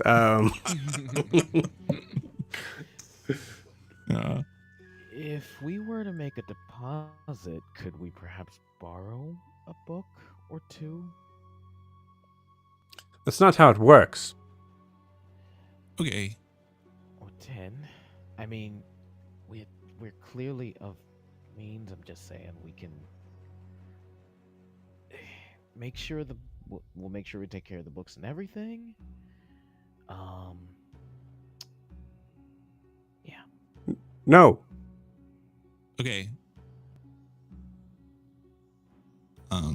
But you can you don't read them sell here. And if you're addresses. having trouble being able to read, Well, if you have giant, no, I do not I sell can read address. giant, You would need, but if it's in common or another language, I can read a little. I can. It's not that I can't read. I can read giant and runes, and I can read some common. But if it's going to be a complicated book, I might not be able to read all the words in a more difficult book. I see. Okay. So you can. Giant might be a little tricky, but you can. You're fluent in giant. Yeah. Okay. Well, hold on 1 minute, please. And you see him kind of like fuddle around behind his desk, and he kind of like looks back and goes, "You can take these down now. You can take these. You don't need to keep them up." Yeah. Yep. Thank you. Well. And you see him kind of like search around and goes, "All right. Give me a persuasion check, Jorri. I'll say with advantage." All right. Because you put a whole bunch of money on the table. 19. 19, nice. All right. So what I'm going to give to you is it is a reading spyglass. Okay, or not a spyglass, but like a what am I trying to say, gang? Magnifying glass. Magnifying glass. Yes, thank you. Now, this doesn't necessarily magnify the words, so to speak, but it does help you to translate the words. Now, the trouble is, giant being somewhat of a very primal language, something that is not usually written to be anything other than extremely poetic in some cases, or which way to the bathroom sort of. Why many word when few do trick. Yes, very much so. So it might be difficult with this item in particular on trying to figure that out, but it is something that you can use. And also, I imagine, I have never met this individual before, apparently, but I imagine that anything else, you may have your friend who might read common to assist you. Okay, and this is just like to borrow while I'm here? While you are in the building, yes. Okay, just making sure. Yeah, I haven't been to a place where I'm from, that's kind of like how everything works, but everywhere else I've been has been kind of like you have to give people stuff and then they give you stuff, and there's not a lot of. Okay. Absolutely. I got the rules now. If you would like, I can give you a very clear description on why this works, and as he like starts to go into like very federal sort of things of like how taxes work and like building into that, of which I think you hear like 5 seconds and you're like, okay. Yeah, I mean, like if you could go forward, like I think Jorri would do that thing that kids do where he just sort of blanks out and just sort of stares at him while he talks. Yeah, okay, cool. He goes on for about maybe a solid half hour. And that's how, and there are a lot of other, socialistic sort of things that are built to be able to help out everyone and kind of keep everyone as much as we can on an even keel, especially when it comes to education and learning.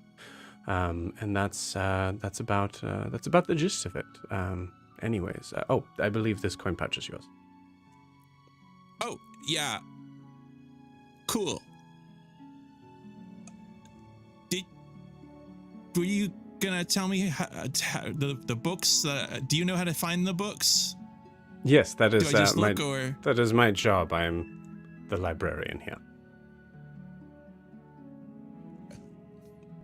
So, do you need like a paper list? Sure, that would be great. Yeah, I had some of it written down. I had somebody help. So yeah, here's the list that I had. Thank you. Oh, okay. This is giant. Well, some of it's giant, and I had some of it's in common, and then I drew some of the books, like what they might look like or the ideas behind them. I wasn't sure if that was giant or not. Okay. Great. Well, the drawing here with the little explosion sort of looking thing.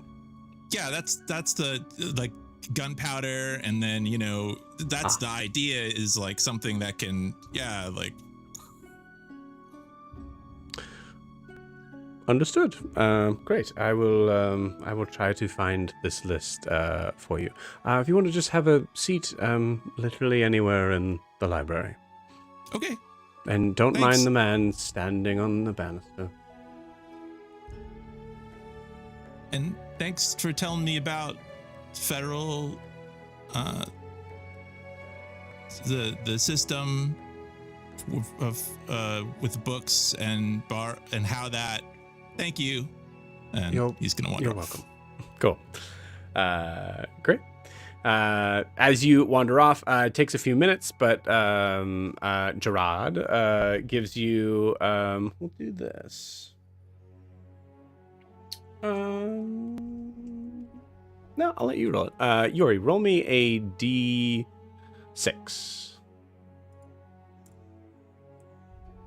That's 3. 3. Okay. All right. So I was only, and actually, you choose what the top 3 subjects are that you're wanting to learn about. Okay. Yeah. Let me. So, how fairies are born is his first number 1 subject. Cool. I think gunpowder and explosives is the next one he really wanted to learn about, and then, I think the Violet Court would be the third one on there. You got it. Cool. How fairies are born. So I was able to find this one. This one's actually very easy because it just says fairies. And you see it's spelled F-A-E parentheses I-R-I-E parentheses Y-S. As the variance of how to spell fairies is put in front of you. You see it is written by someone that you don't recognize the name, but it says, actually I don't have it in front of me right now, but it says the name, and then it says also in parentheses Satyr in it. As like a like realm of like, this is about fairies from someone from the Feywild. Cool. So looking into understanding of how fairies are born, a lot of the stuff is, some of the things that we kind of handled off screen on this, but you read about the idea that there are small infants. A lot of them are actually like the whole gist of this author is putting like different sort of phrases that they might refer to. All of those are in parentheses. So just like small infants, parentheses, babies, are taken from the material plane, parentheses, the plane that you are currently in, most likely reading this book. You get the idea. Into the Feywild, and wraps them up into what is essentially defined as a chrysalis, so to speak, like some sort of like fey sort of leaf-like substance, and buries them from a certain amount of time, depending on the difficulty of where they're being buried, as well as the abilities of the magical being that is involved in that. It could be anywhere from 3 days to 3 weeks of a, for lack of a better word, gestation period. But what comes out after that time, it is dug up, and what comes out is usually a fairy. a varying size and weight. A lot of it is dependent upon of what race they had taken from. And they could be as small as I believe they could be as small as like 1.5 foot to anywhere to about as you read Jorri, about I think like 6 inches like taller than you.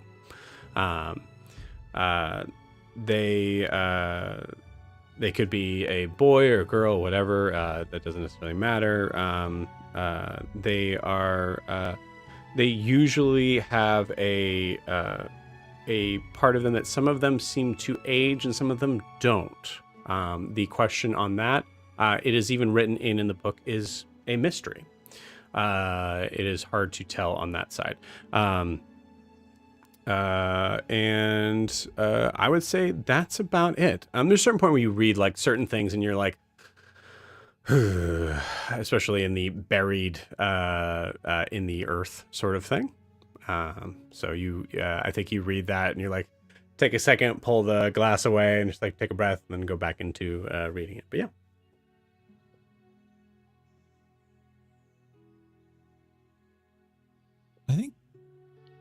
I think I had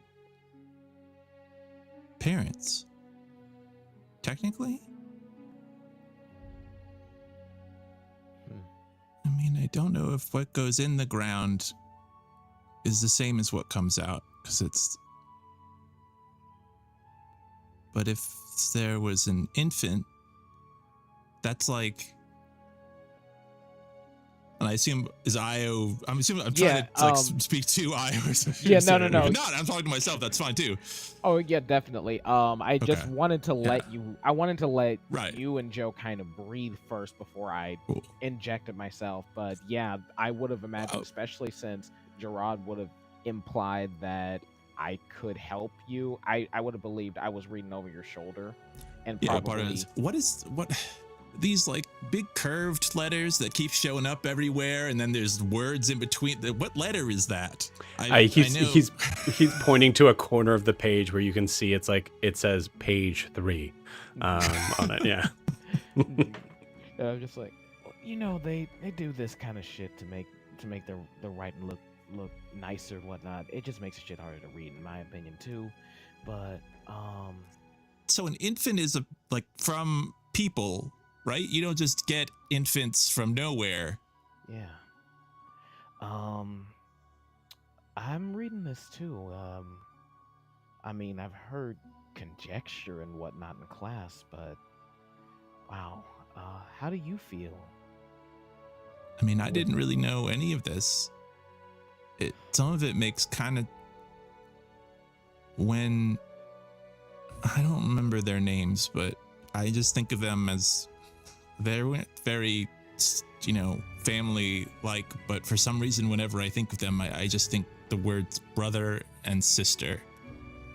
And they used to bury me, and when they did it, they said things like, I wasn't done yet, or I needed to go back where I came from, but that never made a lot of sense to me, because I didn't remember...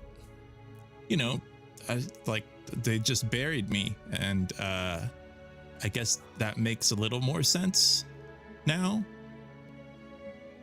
But it also means that somebody was my parents, and then they... Well, I guess that you could get an infant from, like, they could give it, but, technically... Io was already like standing over Jorri, like kind of to the side, like reading over his shoulder. He's crouched down at this point. He's giving him kind of like a side hug, and he's just like, whatever you're feeling right now, man, it's... Wow. I never thought... Wow,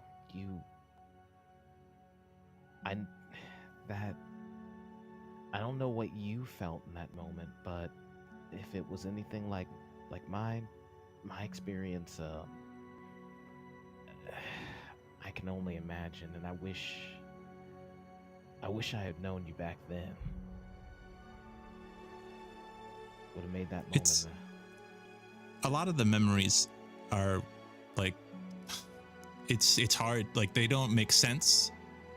And I think that's partially just the memories and partially just the Feywild. Like, things don't happen in order when I try to remember them, and there's just sort of these events that happen and feelings, and I can remember conversations, but I do remember talk about the Violet Court, which is why I put that on the page, because I think I don't really know a lot about. I mean, that's also the whole Sealy thing, and I know there's anyway. I thought maybe that would be important, and if I read about it, we could learn. I thought this would be more fun. So maybe we should switch to the book about explosions if we can find that one. Maybe that'll be more fun. As soon as you I rolled an 18, that's crazy. As soon as you say, I wish that could have been more fun, you hear a whoa, and then there is a small puff of dust as a figure has fallen from the banister right into this very very small bin, very tall but small bin of basically like a trash can for a library. And you see person that you don't know, but Io you know to be Professor Pilkip, kind of just like picks himself up and just looks around. Uncanny, and just gets himself out of the trash can and just starts to kind of like walks back up the stairs. Like a can, because you fell in a can. I get it. Oh, we're not supposed to pay attention to him. You're making it really hard not to pay attention to you. Because Why would you? Well, yeah, okay, right. I can take a break from that. And you see him like kind of come over, and you see, you. Yes, we're. I took your advice and actually. You're a wizard now. No. Oh, okay. I know that's going to take lots of hard work and dedication and focus. But we were doing some research on the Feywild, and now he's like my little brother. He's wanting to learn about some alchemical formulas in producing well-crafted explosions. That's what we're about to dive into next.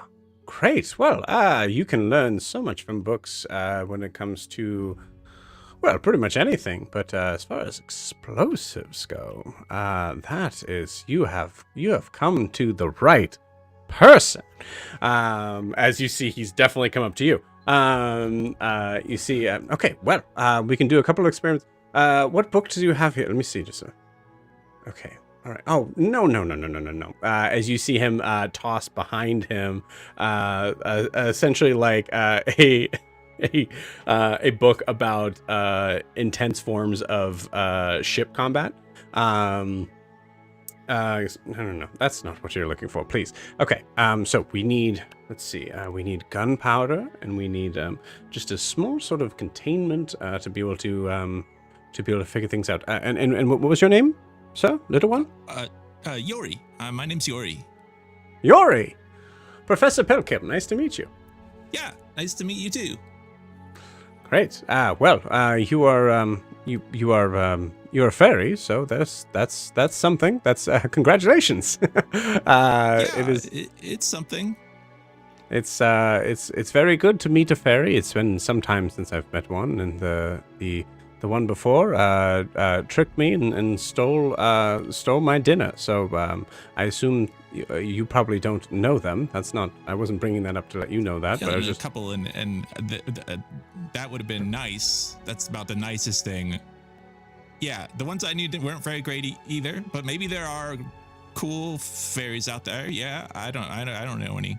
But anyway. Well, there's at least one, right? That's you.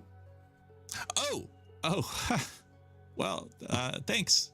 Yeah, I mean, I try.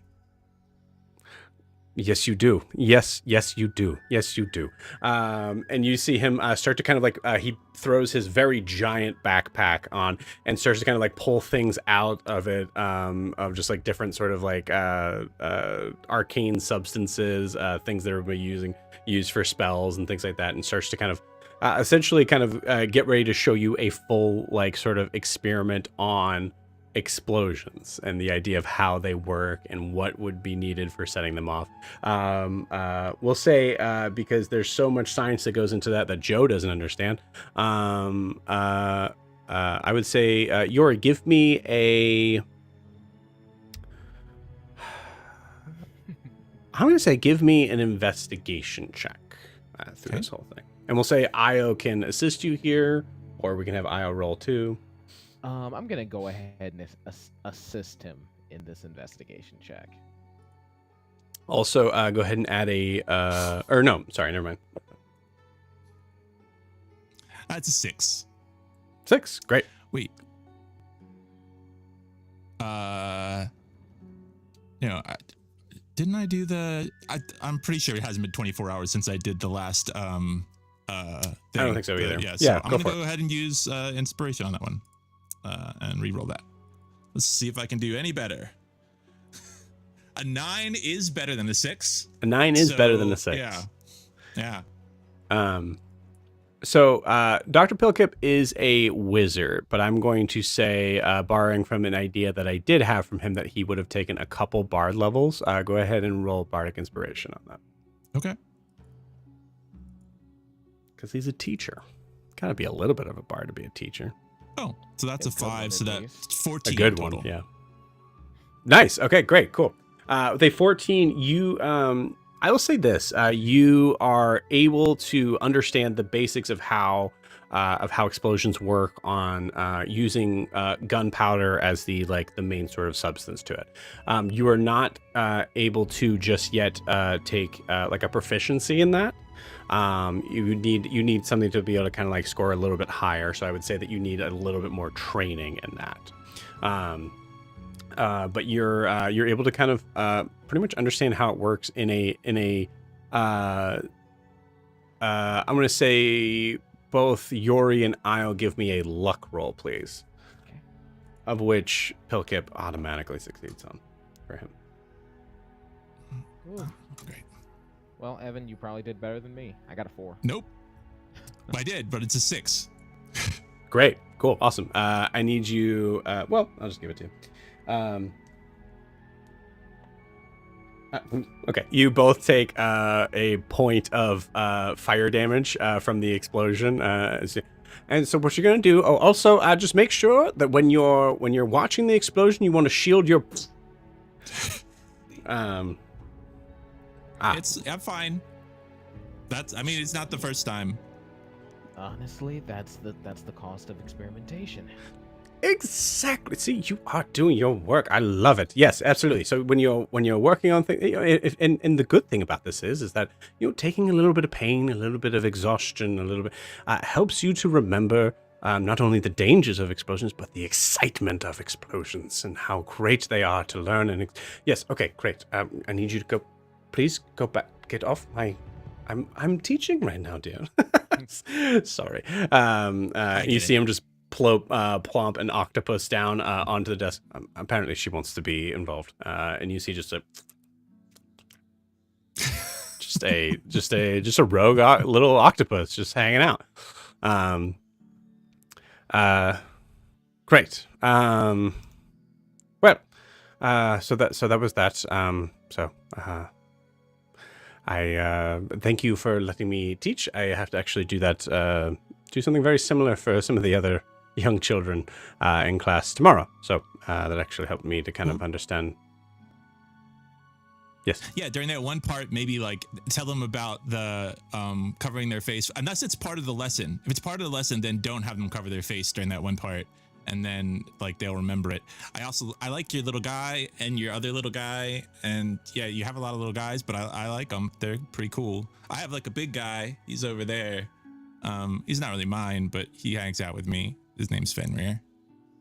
Oh, hello, Fenrir. It's good to meet you. You see him do like a deep bow. You've never seen, I don't think you've ever seen like Fenrir bow before, but in either way, you see him just immediately do that in this case, from this individual. He also like kind of gives you a look of like, where did that come from?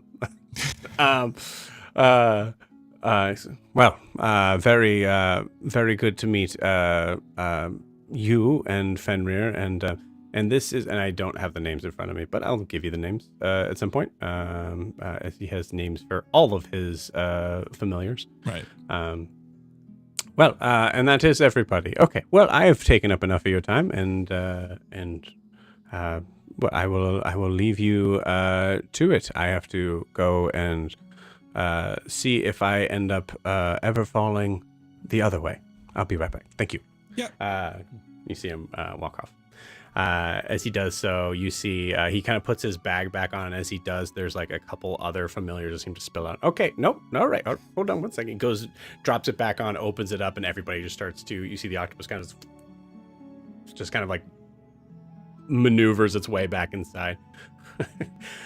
It's hard to keep them all in here. Okay, good luck. And you see him just walk off. Yes, go ahead. You hear Io say, I wonder if he knows prestidigitation. Otherwise, that bag, that bag probably would.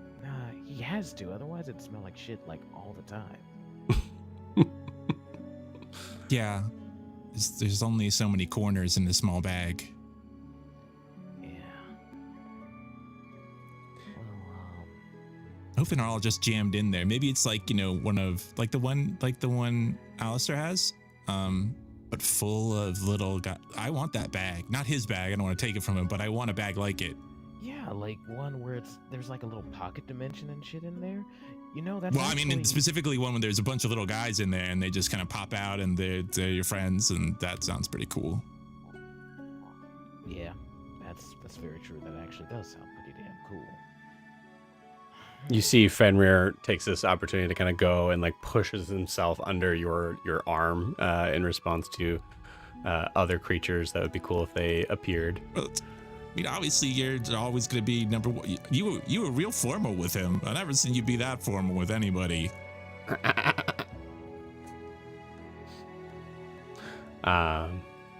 Cool. And as you are reading the last book, Io, roll me a perception check. Okay. Changing up the dice because that one's starting to piss me off. Okay, fine. Fuck you too, day dice. 11. Cool. All right. DC was 10, so you're fine. Cool. You see a young woman walk in who your eye immediately goes to because you have seen her before. You see her kind of go in and does like a little like kind of like polite sort of like greeting to Jorri. Goes and sits down with her book, and you can see she is kind of like putting her hand like this to kind of like away from. Didn't seem to notice you guys at all. Gotcha. I have no idea what Clinton's pointing at. Me either. Okay. I think I'm basically going to say, "Hey, little man, I'm gonna be right back. Keep. That means that, and then he's yeah. The magnifying glass helps too. Yeah. Okay, I was just. That means that. Helping. That's good. And then I think he's like, so what you reading over there? Are you walking over to her? Yeah. Okay, gotcha. You just say it from there. Inspiration as you go. Go. Yeah. Take a bardic. Okay. Yeah. So hey, what are you reading over there? Sorry, what? I'm a little hard of hearing. Oh, no problem. I was just wondering what you were reading, and I don't know. It's a little. I'm sorry. You need to speak up. I can't hear you. I'm just saying. What are you reading? Oh.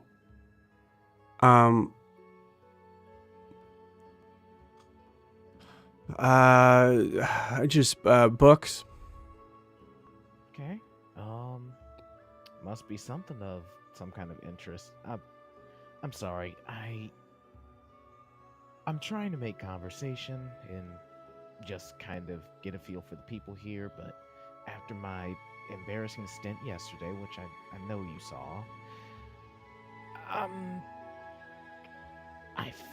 feeling like I don't know how to talk to people anymore, so I apologize for the incredibly awkward delivery. Give me a persuasion check. Okay. That is a 15. 15. Okay. Okay. Oh, it's okay. I just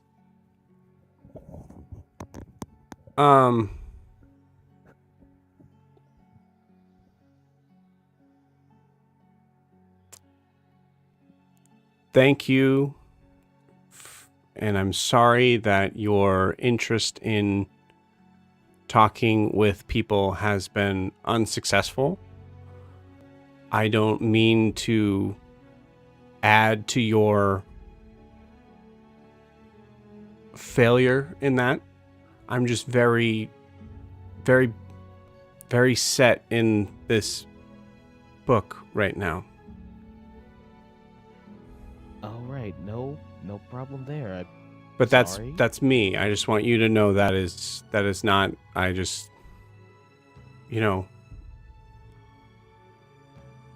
you're maybe good. don't come to the library if you're trying to Have get an idea of. conversations. Yeah.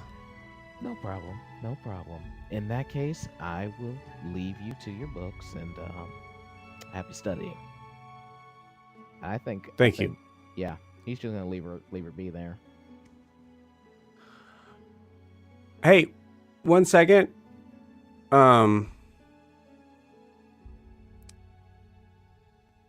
Yeah. What? I don't want to be rude. I just there's no good way to ask this, and I realize that I, being what I look like, just a human woman, is difficult in this. May I ask? I'm a tiefling. Oh, okay. Great. Thank you. Is that what I should have done yesterday? That I don't know. Like you said, that sounds super duper. It's like, honestly, I get that question all the time. Mm-hmm. Even when I don't look. Of course, I look normal every day. Normal people. You are don't, normal. though. Sorry, that didn't sound nice. I'm sorry. Okay. Can I just be honest with you right now? I realize that I did say I don't want to have a conversation, and I am having a conversation, so I apologize for that, because that's confusing for anyone, especially someone who is having difficulty understanding the culture and people. And I know that it seems like I probably just brushed you off, and I didn't really mean. I was trying to do that in the nicest way possible, but I realized there's no good way to say that. So, quick question. Let me pause you real quick and ask. Okay. Potentially answer your question with another question. Okay. What color is my skin right now? Yeah, that's exactly right. That's why I'm asking that. The idea that you. Okay, let me ask your question with another question. Do you know what color your skin is right now? I thought it was brown. Is it gray at this moment? I don't mean to be rude. I can't hear very well, so I'm trying to be very careful in my words. Do you typically have trouble seeing? Holy cow, I have a friend you would get. Actually, no, you guys would get along terribly. But no, I don't have trouble seeing. I thought I had a, I'm pretty sure that you can either see through magic or this mask is faulty. Okay. That makes sense. Faulty mask. Got it. Okay, cool.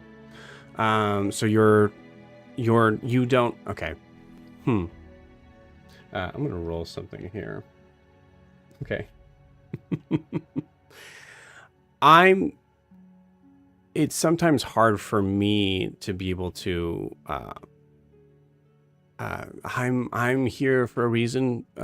Books don't really, have conversations. So, I'm not, doesn't seem like your struggle is my life. In terms of talking and communicating with people. So which is why I was trying to be so careful in how I expressed a disinterest in talking, and I realized that I'm now keeping you from whatever you're doing. No, you're good. You're good. It's okay. Challenging. I understand that. So you're wearing something that is changing your appearance. That's correct. That makes so much sense. Thank you. Okay, good. So, yeah, happy reading, brown-haired girl. Okay. Thank you. Thank you, Tiefling. You go to walk off. She goes, okay, sorry. One more thing. Sorry. I just realized I got, okay, so you were insinuating because I didn't introduce myself. You don't have to if you don't want to. I'm trying not to make... if you want to take a break from the reading and have a little conversation, since this has already turned into a whole thing, totally fine. Yeah. Well, I don't know. I didn't want to offend you either, with what, so I'm apologize. We'll pretend that we're starting over in this, and we'll do just introductions. Do you want to go first? Actually, no. If we're gonna go ahead and start over fresh, yeah, go ahead. Ladies first. I'm usually a gentleman at heart. I'm not normally like this, I promise. Yeah, yeah, I am always, I'm always like this, sort of. So hence the books and library.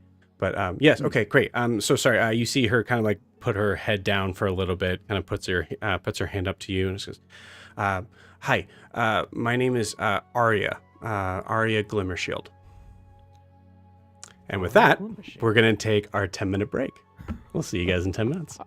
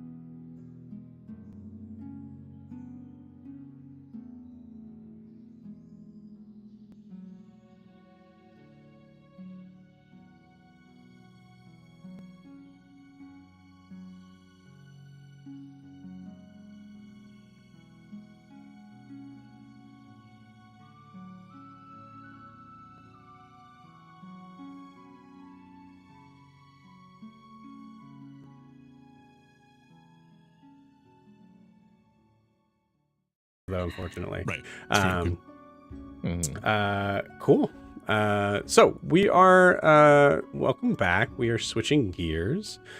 We are going to now go to whoever's next. Actually, I forgot to check in on that. Is it Gwyn and Alastaire? Gwyn and Alastaire. Okay, great. Yep. Cool.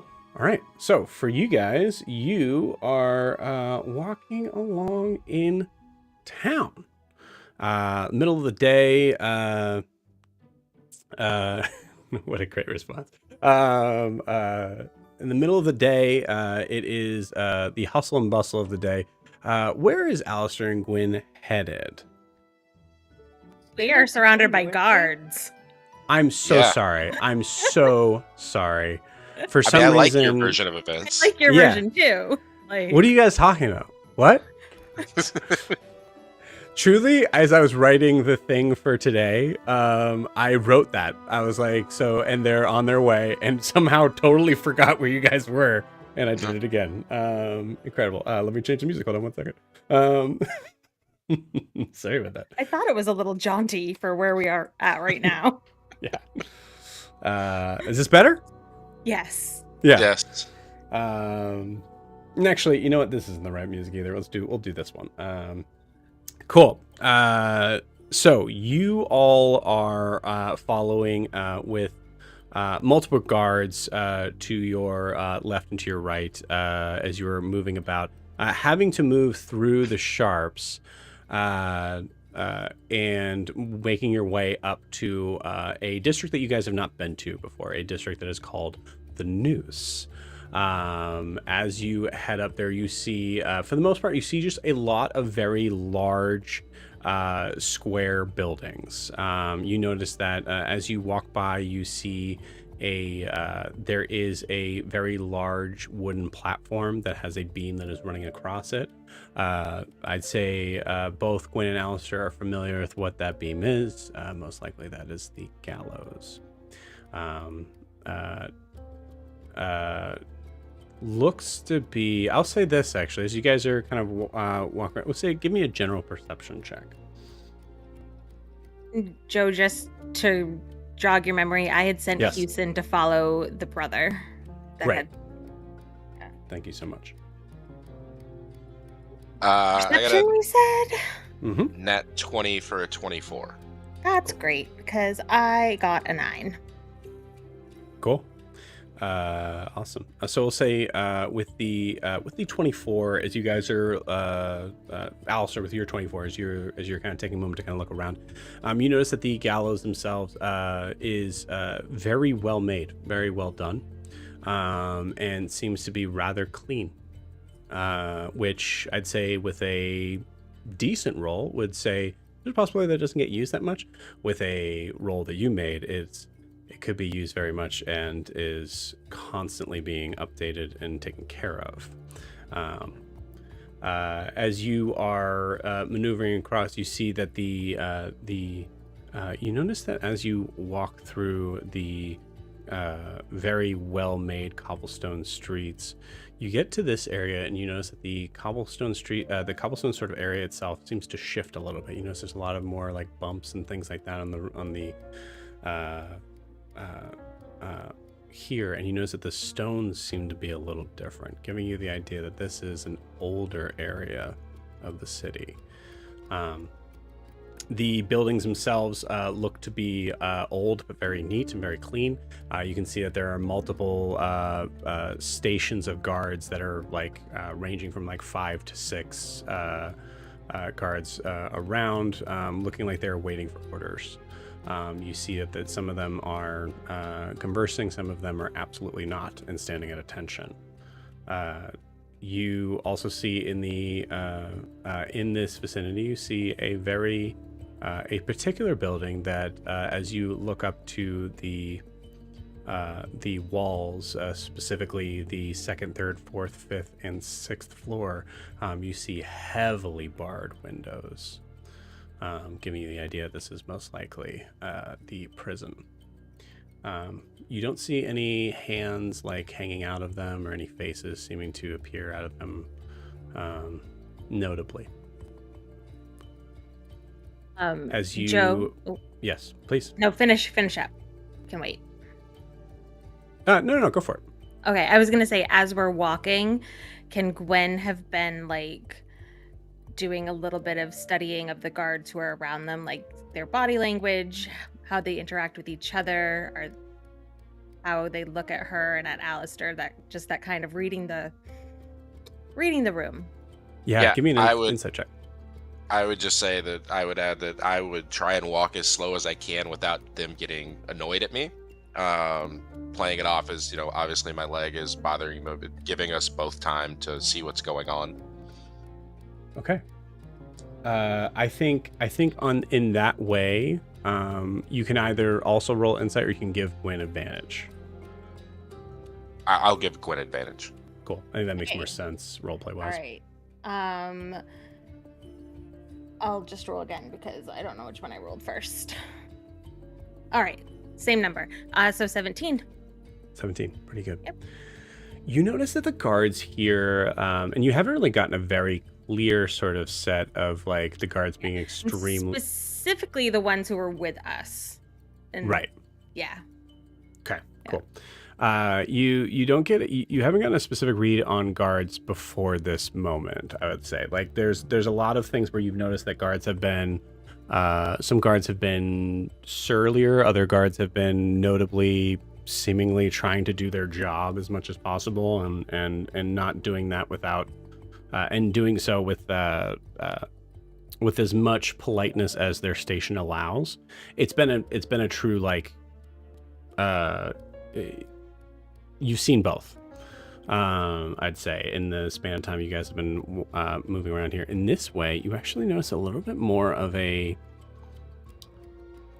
high alert. And I'd say with a 17, Gwyn, you get the feeling that you're not really in trouble in the way that they're grouped around you. They seem to be more worried about what is happening around them than what is happening in the middle of the circle where you guys are at. Can I ask a question for Gwen? Does that high alertness remain even as we get into a more thicker like guard area? Like even if there are less people around but more guards, do they still remain heightened, like the threat could come from one of their own? It's a very good question. I don't know why you read my mind so well. We've known each other since we were, yes, halfway teenagers. Gwyn, roll me a luck roll. Okay. I hate to set it to this. 19. Okay.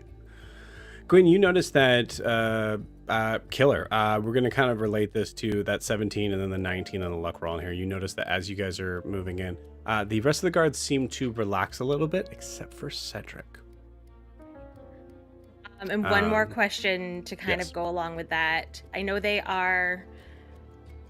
we're on guard against things outside. Do they seem to be paying more attention when they do pay attention to us, to like Alastaire specifically? Yes. He seems to be the one that they are. Okay. 100%. Perfect. Yes. Yep.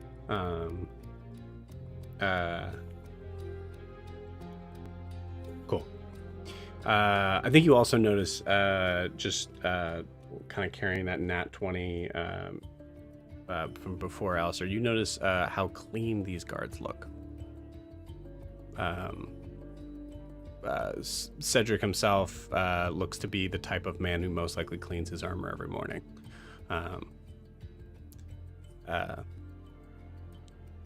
Cool. So as you are, meant to get this ready here.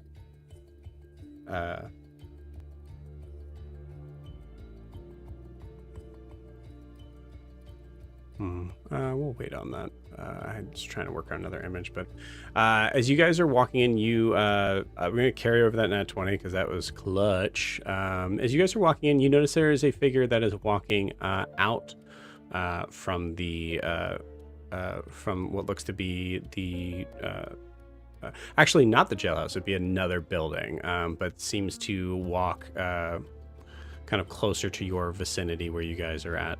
I'm trying to find him here. Sorry, 1 second. You instantly recognize the figure to be, I don't think he's introduced himself to you guys. Correct me if I'm wrong. But the cowboy. Gwen met him, I believe. Okay, great. Where did you meet him again? Right outside Lyra's shop, I think, right after the battle. Okay, that's right. Yeah. At the bank robbery. At the bank robbery. Yeah. Did I not add him to this? Maybe I didn't. You notice that he also notices you all as he is walking out. Seems to tip his cap to you, and if you seem to give him the time of day, which it's up to you guys if you do. Obviously, like in the idea of like you look like you would be interested in a conversation. Does Cedric seem to notice him at all? Like, does he have any visible change in his still being on guard? No visible change. They don't slow down, and I would say like you kind of get the feeling that like this is a passing conversation. Yeah. I think Gwyn would actually give him just a little smile. Gotcha. He was funny. Oh no. What have we here? Are you guys in trouble for something? That's what we're going to find out. Exciting. Well, good luck. Don't try to break out. And he tips his cap and continues on with you guys. You get the feeling he does not mind being seen in this moment. Who was that? I think his name is Dirt. Is that right? Mm-hmm. Yeah. Yeah. Calls himself Dirt. I met him outside. It's not important. We should go. You're just meeting random men now? I meet a lot of people when we are shopping. I'm trying. Oh. Mm-hmm. Yeah. Mr. Samil. Samil, please, this way. He directs you inside. Are we going into the prison or the jail? You're going into the prison. Amazing. I think Gwyn would try to let Alastaire know that we're probably okay. Just with like a little shrug and taking the initiative to walk like closer to Cedric inside. Cool. You guys walk inside, and you see some of the guards kind of break off. They seem to kind of like guard in front of the building itself. And as you walk in, you walk into a very clear, no nonsense hallway of figures that are look to be guards, but not wearing full armor. They're in their kind of leather, almost not civilian clothing, but essentially like having like some sort of uniform of depicting a station, but not necessarily protecting themselves. You see Cedric walks up to one of the front desks. We need a room. You see the person at the desk, say like a human male,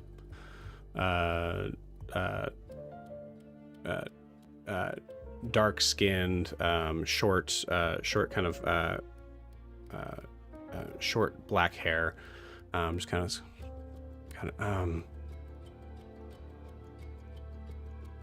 4 doors to the right.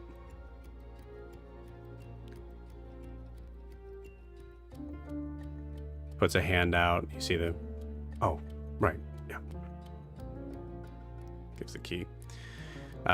Takes a look at you all and doesn't looks around at you all just to the point of just like seeing you and just kind of nods. You guys continue down the hallway. As you are there is a bench that is to the side, and you see at this point, pretty much for the most part, just accompanied by leading from Cedric and then a guard behind you all. You see Cedric kind of motion towards the bench, and the guard that is behind goes, Miss, perhaps it would be best for you to wait here for your friend. I think I'll join in. I need her with me. Give me a persuasion check. Either of you. Both do it. You should roll. I rolled and it was a 10. So. Okay. All right, that's gonna be I think persuasion is a dirty 20. Dirty 20. Anything you add to this in terms of like persuading that Gwyn needs to be here on this? I think she just sort of stands up, a little taller and just stares Cedric unblinkingly, unflinching in the face. Just, you don't want to mess with this. And it's a lot easier for you to just do it. I'll shrink into her and the whole Alastaire back at the Ludus when he was constantly avoiding bullies. I need to be clear, there are certain questions that may be difficult to discuss in mixed presence.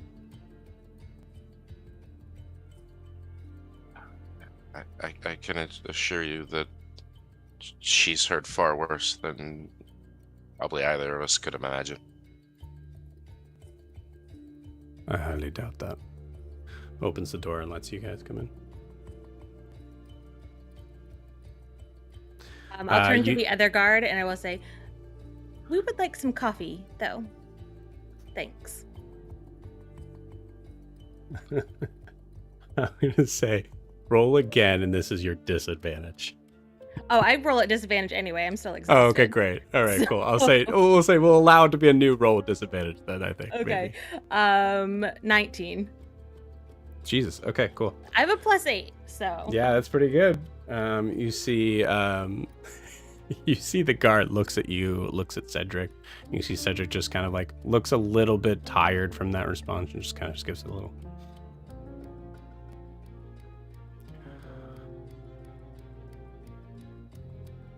It doesn't say anything to you, like just turns and walks back. There's a feeling of like clear disrespect here, but seems to kind of go along with it because Cedric gave the nod. Fantastic. Cool. So you both walk into a room that has one chair in it. You see Cedric just kind of, I suppose you would like a chair as well, miss. Oh, you don't have to go to any trouble for me. And she's just gonna like lean against the table.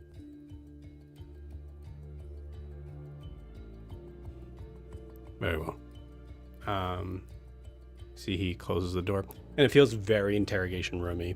You notice that in this room there are no windows. There is a single torch that is in the corner of the room that looks to be heavily fortified with iron around it. So much so that it is actually blocking from some of the light that it would be giving off. And you see Cedric sits in the chair on the other side. Well, Mr. Samil, there are two things I would like to discuss today. One of which is giving you the chance to be truthful in what you have done to the city of Deswolf.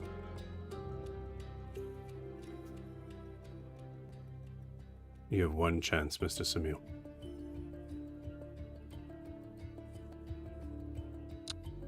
Of course. Captain, was it? Yes? Yes. Whatever questions you have.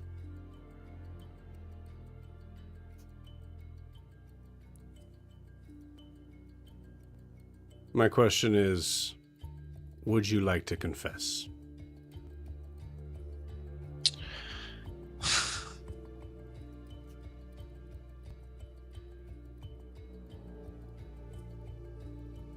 Sure. I will answer any questions that you have and give you truthful responses, but I don't know if there's something specific you're looking for, and if there is, then I will confess. Very well. In the interest of looking for truthful responses, I imagine you would not hesitate to accept a zone of truth.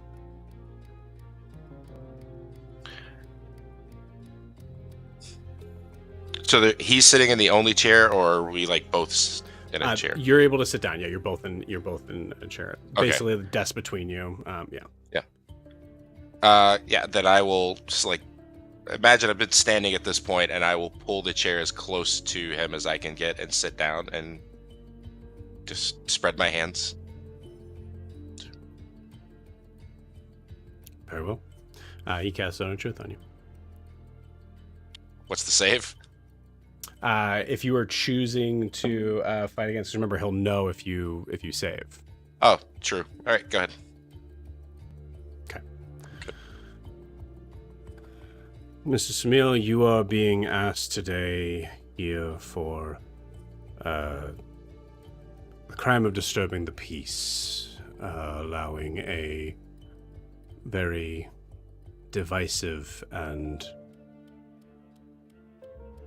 slanderous mark be written upon the skies of Desbor for the city to see, and therefore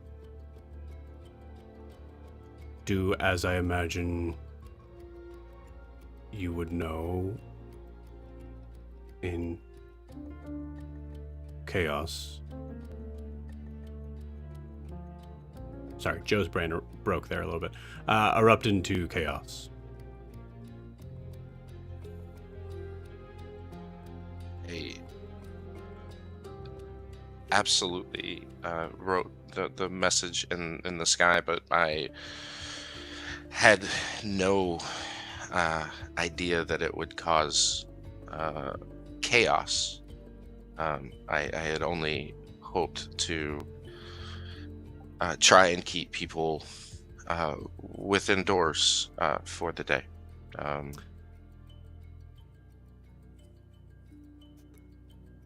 Mr. Samil, thank you for your honesty in that.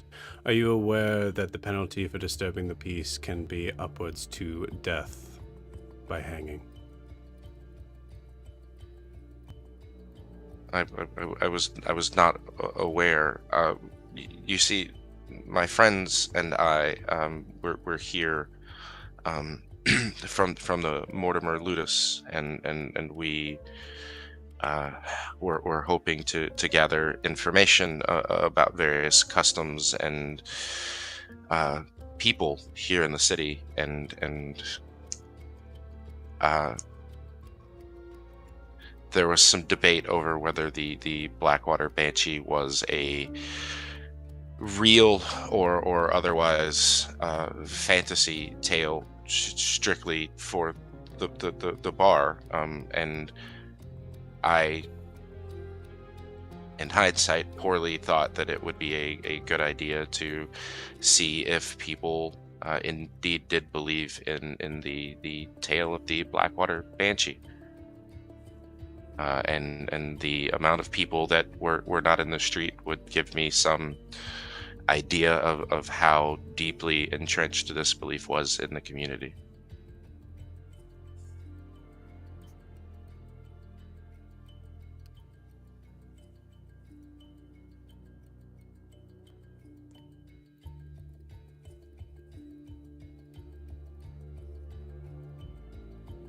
Impressive, Mr. Samil. All of that was the truth, wasn't it? You see, I have worked in the city for some time.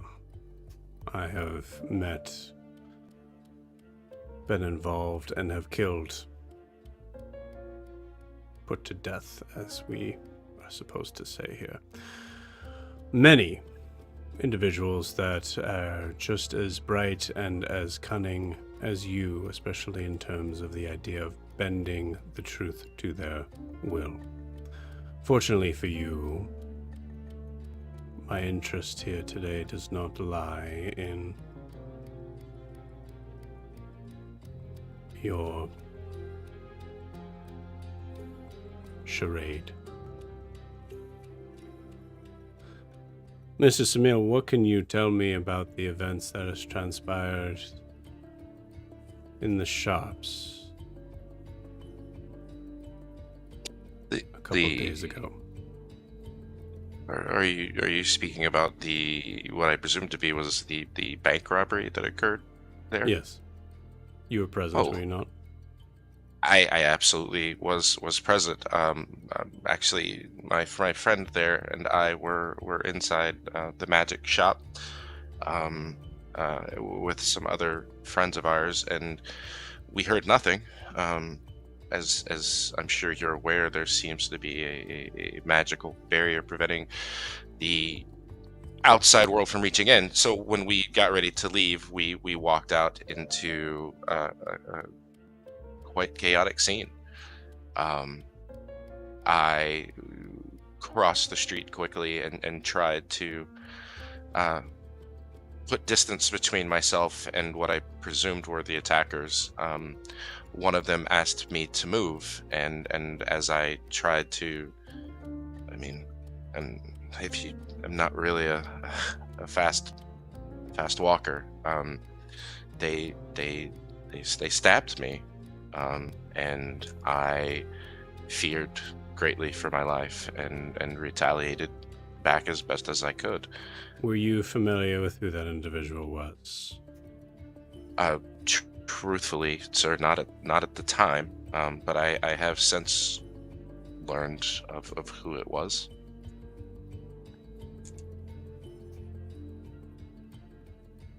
And? I've also met his father shortly after that.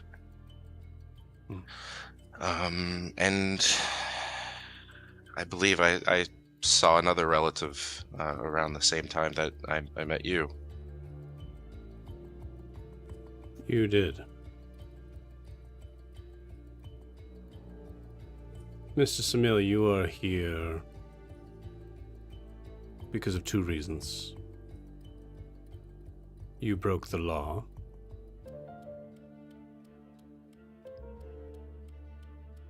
And you angered someone that we would like to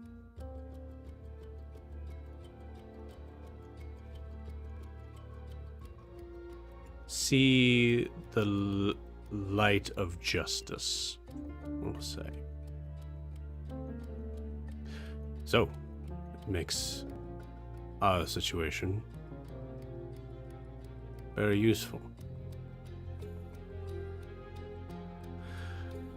My understanding, there is a meeting that is going to be going down tonight from one of our informants, giving very important, pertinent information on something that would be deemed a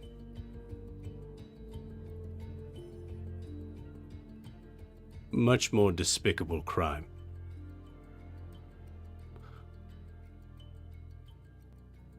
This informant that we have would be able to get you on the inside. Your job is to collect as much information as you can, get out if you can with your mind and body intact, and report back to us what you find.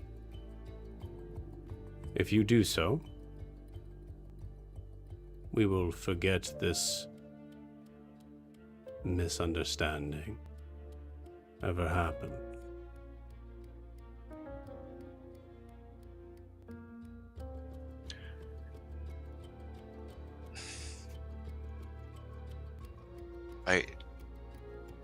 I won't kill anyone for you. I want that to be clear. No, you won't.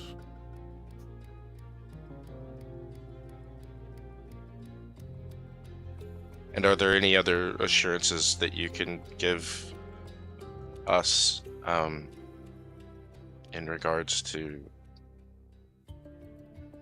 what you're asking us to do and what I have already done?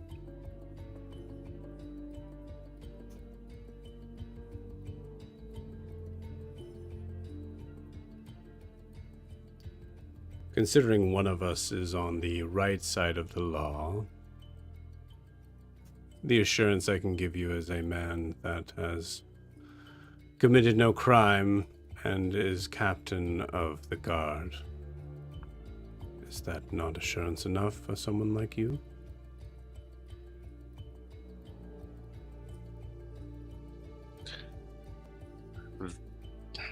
Very recently, sir, it was made apparent that even some of those that are on the right side of the law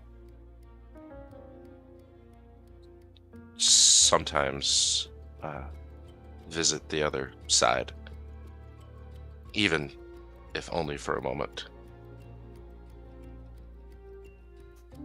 I've spent the last month or so of my life being in fear of my life ending at any moment. So forgive me if I'm overly cautious in a city that I don't know and was attacked twice on my first day. I just came here looking for information. And then I wanted to leave. And go where, Mr. Samuel? Where is it that you hail from? To be clear, we can collect this information one way or another. It may pertain very much, it may pertain very little. As I told you, I'm an open book. I'm here from the Mortimer Ludus in Eriscar. I've come with friends, some of which are also from the Ludus, and we came here in search of information. Information on what? Two things specifically, and several minor, but most importantly, there's an individual that we believed and have confirmed is here in Daresworth who goes by the name of Pest. He has caused some troubles in Eriscar before, and he seems to be very sick, and we would like to cure him of his ailments if possible. The second is we are looking for information in regards to a missing girl who possibly was either traded through or by people from Daresworth, young, and the father was murdered as well. And the mother would like to see her child returned.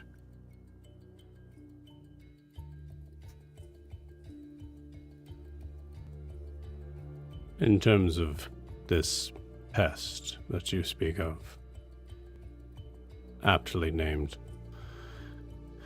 you can rest assured that that individual has found relief from whatever ails him. He is no longer of this world. Insight check? Does he... Yeah, go for it. Yeah. Oh, that's good. 17. 17. Yeah. With a 17, you do this. Okay, cool. With a 17, you are pretty dang sure that he's telling the truth. Yeah. In this case, his understanding of the truth.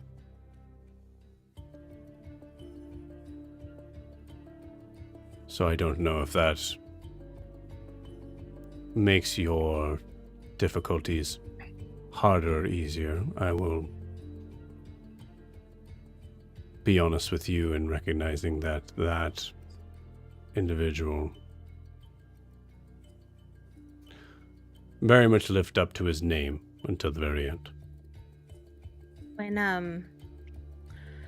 When did that happen?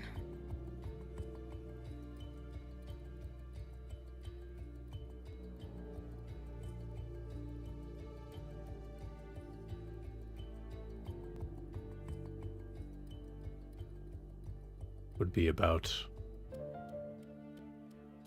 7 days ago. How reliable is your source on that? Extremely. It was by my own sword, Miss. Maybe your sword isn't as reliable as you think it is. Are you telling me that someone managed to make their heart start beating after I stabbed it out of their chest? Unless he's got some really good time travel magics behind him. As of 2 days ago, yes. I can assure you, you are mistaken. Captain Glimmershield. I'm sorry. Would you believe me if I told you that there was a massive creature in the form of a spider that carries a wagon on his back and trades for trinkets? Would you believe such a creature existed? I live in North Imea, Mr. Samil. If you're asking if I believe such a creature exists in this country, the answer is obviously possibly.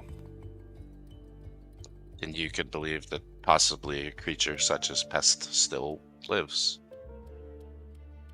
even if his heart has been stabbed.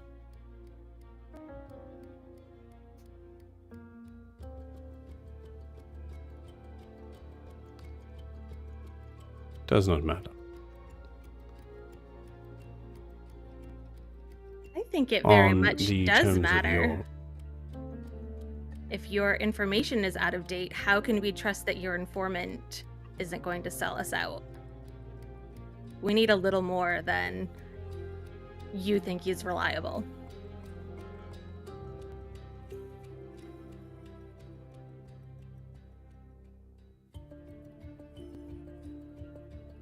Am I to understand that you are deciding to not be compliant with this deal? I never said that. Who is this informant? How reliable are they? That is none of your concern.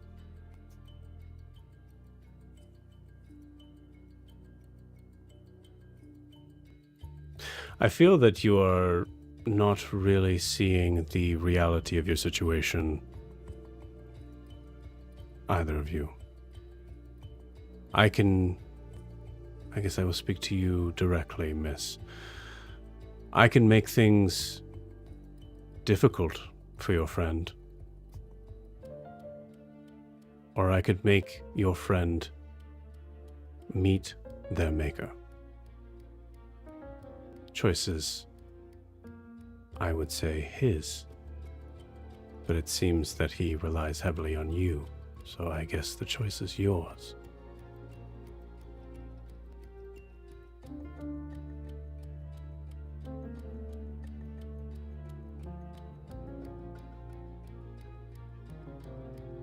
One more question.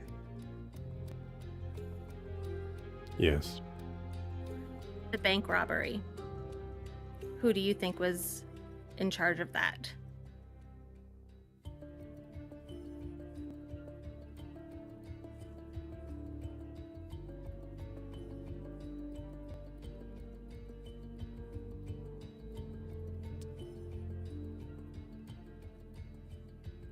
It is none of your business what we have discovered in our investigations, miss, but I can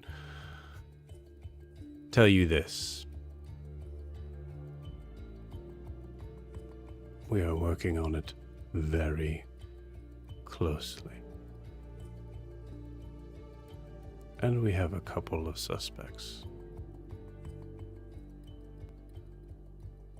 Would you prefer we just name them for you?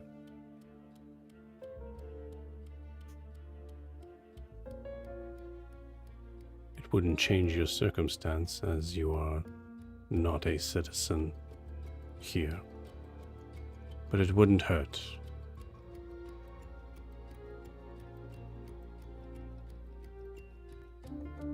I'll give you one name, and you tell me if I'm right, and then we can consider whether you're working with accurate information or not. My friend isn't wrong. You're asking us to do something very dangerous on possibly wrong information. I can tell you that Marion Drafton was not involved.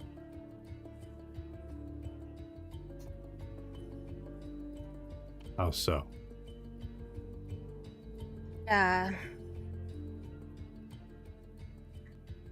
The Hydra heads, so to speak, are acting on their own without permission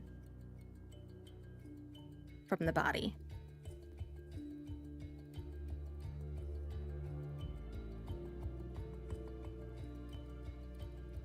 As my friend said earlier, I meet a lot of random men, and random men like to talk.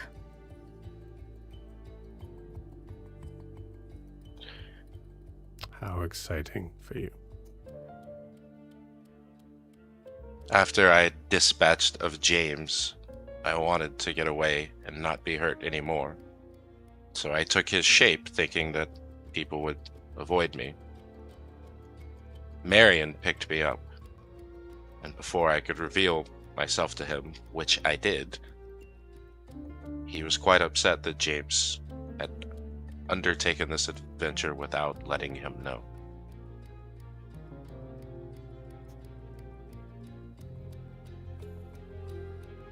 So I think you can understand our concern over your informant and whether or not their intel is worth your time and ours.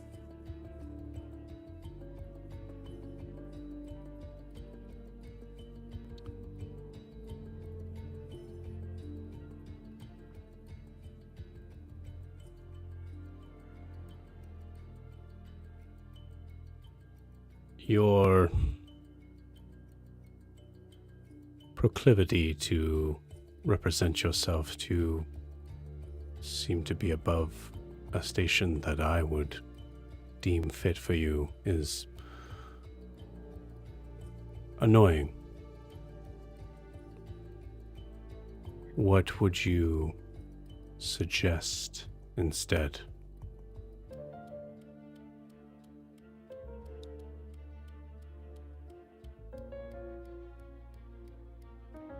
I think that we would be willing to go to this meeting.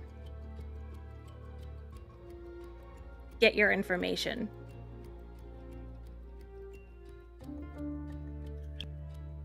I would recommend that you have a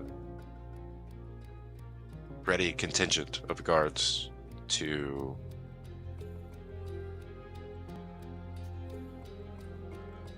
take down what remains of the Drafton's organization after the meeting.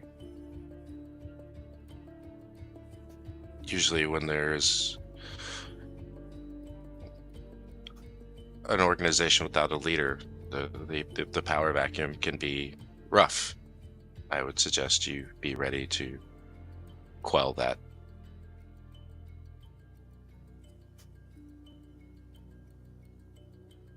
You said that we presented ourselves above our station. There's reason to believe that Marion could be doing the same, given his current circumstances with disappointing offspring.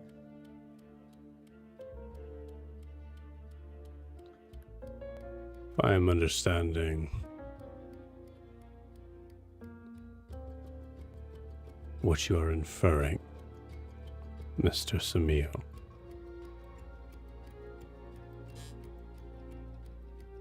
As I said, I would not kill for you. Roll me an insight check.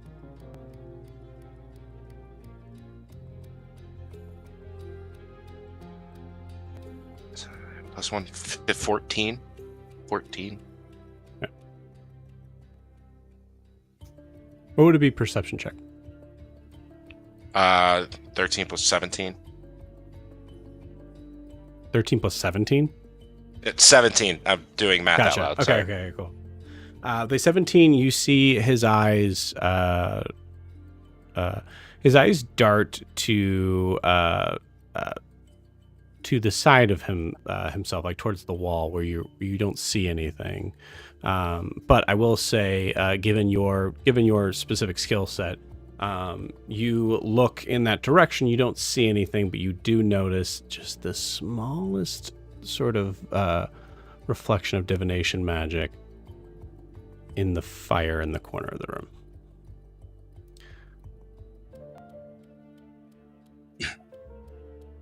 Let me be clear as I can on this. You are not a paladin of Tyr. You are not a guard or a captain or anyone that is given any right to end a life here in Dyr's Wharf or otherwise. So I will agree with you on the statement that this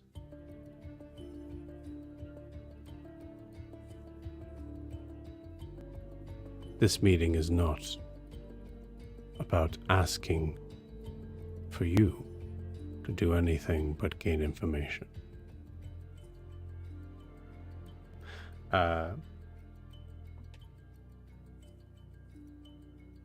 You hear a message in your head, Alastaire. It just says very simply, "But I would not stop you."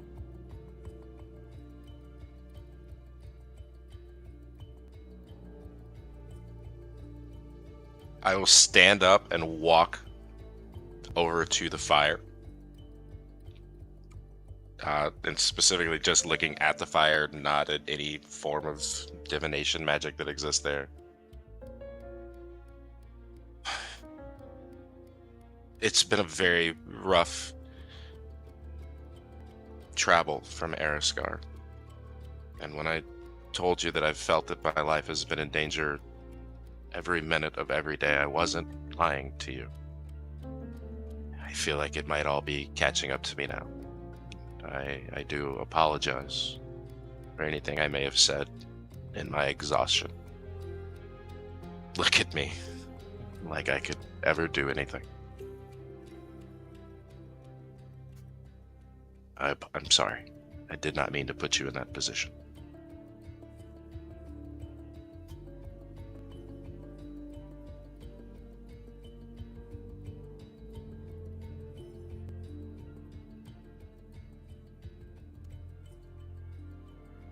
You'll be hearing from my informant this evening. You'll be ready to go with them this evening, and you will report back to me later on this evening. Are we clear, Mr. Samuel and Miss?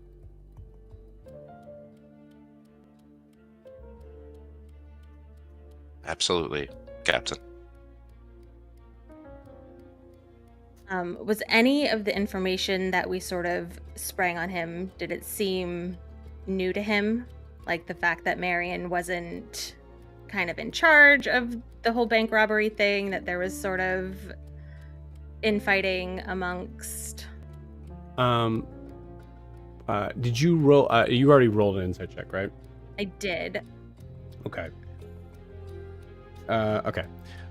What I would say to you is that you're not. What was your insight check? I think it was a 17. Yeah, that sounds right. Okay. So what I would say to you is that that is high enough to know that you don't know either way, because this is an interrogation and he seems to be a solid wall when it comes to when it comes to emotions in general, but especially when it comes to giving anything looks wise. Perfect. As expected. I don't believe I need to say this, but I'm going to. If for any reason at any point in time you decide it is best to run with your tail between your legs back to Eriskar or anywhere else you deem fit, I can promise you, you will not get very far.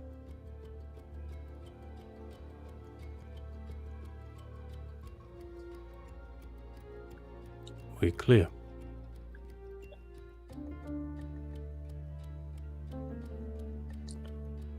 And there's a voice in the sky that can speak to you anywhere you are. Feels like running and hiding is pointless nowadays.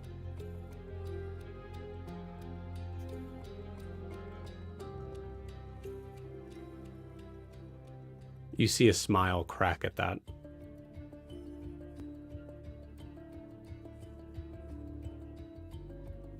See you this evening, Captain. You may leave.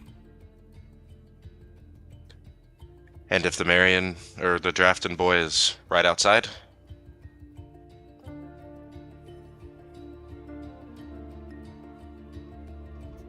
You have enough space to keep yourself hidden. I can assure you any crime that is done in anywhere near the Noose, I pity the person who commits that. Fair enough. Gwen? Yeah, I'll head over towards the door and look back at him and go, for what it's worth, you're pretty annoying too. And we'll go out. Or is the guard there with the coffee? He is. Yeah, he's there. She'll look at him and go, oh, I needed that to go. Thank you. No sugar? Who puts sugar in coffee? We've had this conversation before. You know that it's extremely bitter for me and harsh on my stomach. You see him walk back to basically to where the front desk is. Seems to put it down. Talks to the person you saw, the darker skin, kind of shorter black hair, and you see them just like it's the conversation's like far enough away you're not hearing anything, but you see like you see the guard kind of like look in your direction and then just turn and walk off. Captain, one last thing. How did you know that it was me that cast into the sky?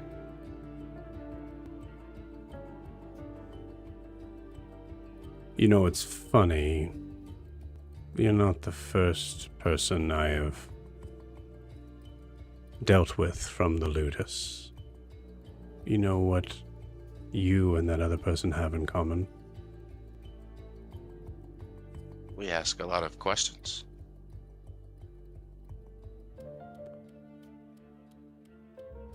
You think you're the only people in the world with magic.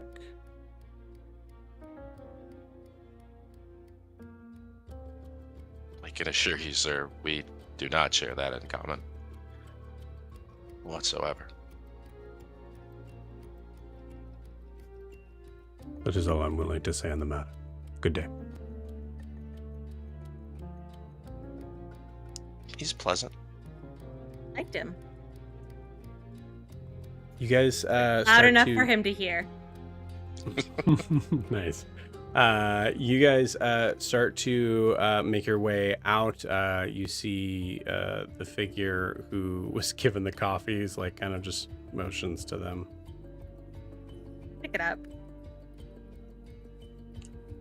Thank you. Just kind of nods. As you walk into the courtyard, I would like a luck roll. I'm going to say from Alastaire. I rolled the last one. It's an 18. Nice. Is that a good luck roll? It is a good luck roll. As you walk out into the courtyard, you notice that there were figures that were guards that seemed to be, some of which were standing around. Some of them actually did look like they were like shooting the shit. They were like really just kind of conversing. They were maybe off duty or on duty and just not really paying that close attention. As you walk out, you notice that for some reason you are out in the broad daylight, in a very clear open court. You can actually see there's like some grass and like things like that are around. There is nothing that should make you feel like there is less oxygen out here. But there is. It's like everything got sucked out from this courtyard. As you see, there is a figure that is walking in and happens to meet your eye. You see a figure, wavy white hair, lightning blue eyes, staring as you are exiting the jail cell. He doesn't stop walking. Just kind of gives you this look that makes you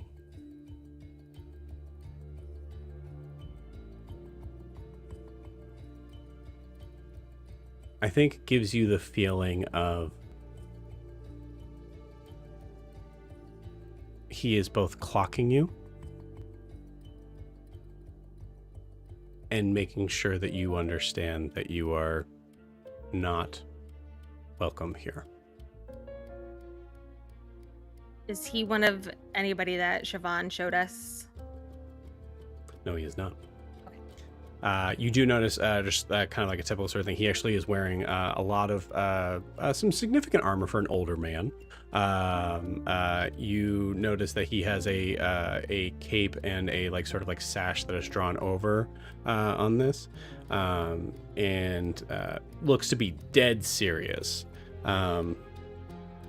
As you watch him walk away from you, comes into the doorway, you hear an immediate like 10 hut from everybody in there, and you hear someone say inside, "Lord Mayor, we didn't know you were coming."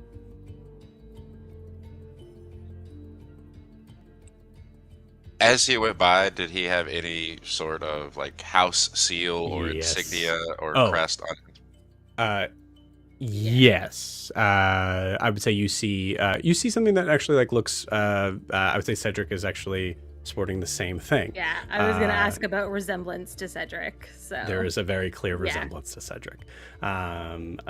You notice the crest itself, I'd say, would have some sort of like crest. It is an insignia of a crest of a shield, I think. As you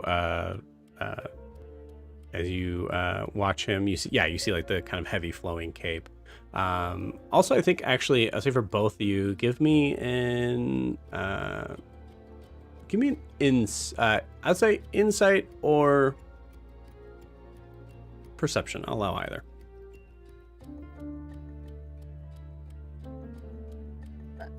Mine is going to be a 14 for insight. Okay. 19 for perception.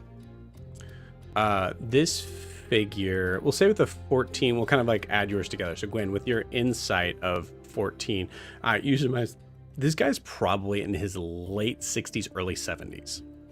Just like, kind of like counting the wrinkles and stress, like things like that on his face. Alastaire, you see with a 19, this is someone who is holding themselves pretty well for that age.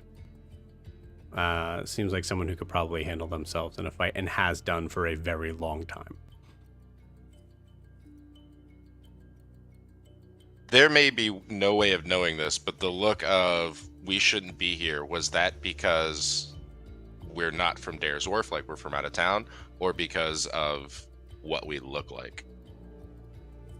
Like, even if that's classist or tieflingist. I think there's a little bit of, no, I don't think there's classist here. It's the idea that you walked out of the jail cell and you're clearly not a guard. Okay. So therefore you're a criminal of some sort that has been let go for whatever reason. We're just low lives. You're criminals, I think is really the thing. Yeah. Yeah.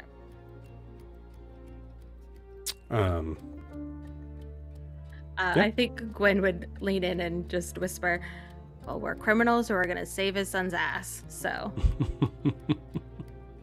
Did you know that Jorri was a criminal? He did mention that once.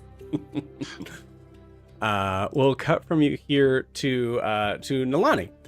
So Nalani, I'm going to say, for the sake of simplicity here, if you're cool with it, in saying that you are walking out of Vesper's shop. We'll say, what do you think Nalani is walking out with, dress wise? You could obviously have it in a bag next to you or something. Yeah. Yeah, I think he has a bag of whatever she picked out for him. Okay, I'm giving you the player choice of yeah. Do you want Joe the DM to tell you what it is, or do you want to choose what it is? So I think it is matching a dress that she's picked out. It's cool. It's got obviously a cape involved because that's typically what he wears. It's got leggings and a new pair of knee-high boots and a white ruffled shirt that he is unhappy about. Yes. He is not particularly happy about this outfit. The cape was a compromise between the two of them that he kind of slipped in. I think and I think that kind of sums it up. Cool. You got it. Where do you think you're off to now that you're heading out from the lower side of the Sharps? So you're close to the takes. I think Nalani says, Nalani is like, oh, shopping. That really takes it out of you, don't you think? I mean, I like it. I thought it was. Did you not like it? We could go back in. You're very good at it. It's just not really what I'm used to. Is there maybe someplace quiet we could grab a drink and talk? Maybe just hang out? Where's your favorite place to go to just kind of be alone with your thoughts and relax? I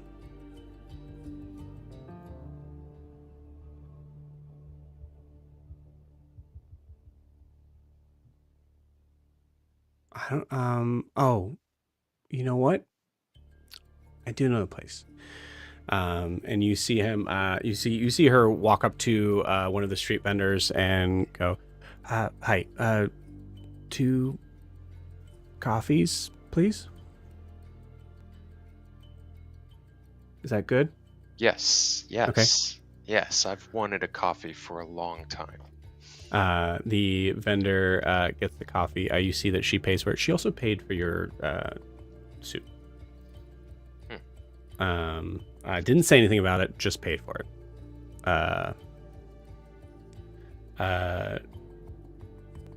So give me an insight check.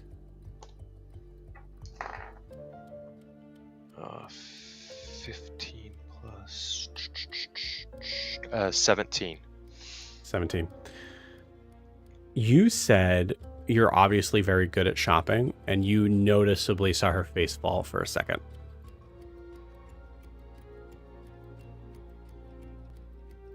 So with the remark on the coffee, she pays for it, but she is trying harder to okay, thank you. All right, let's go. And quickly tries to move away from that whole situation. Did I notice anything about the way people are interacting with her? No one seems to really interact with her at all. I'd say the vendor themselves doesn't seem to know her by name or anything. Yeah. Okay. Should we be concerned about this Blackwater Banshee? The riding in the sky. Yeah, I don't know. No. Okay. I think. Yeah, I mean, after the way you handled that bow the other day, I'm not really worried. I mean, I'm sure you could kind of handle the situation, and we could do whatever we need to. I was just wondering. Yeah, let's go. Where is it you wanted to go? Yeah, there's a place just right down by the water. There's just a couple of rocks over here that are, and you see you're sitting essentially around by the takes. It is you're not technically on the dock. You were just outside, kind of sharing a coffee, looking out at the water and seeing the waves coming in and the ships that are coming with them. Give me a perception check, Nalani.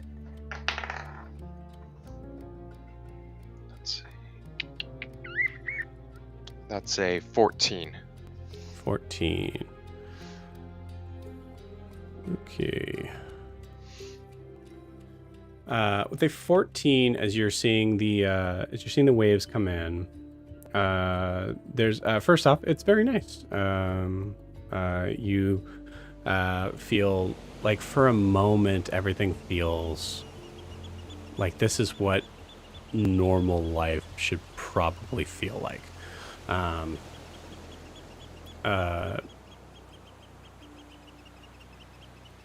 think you see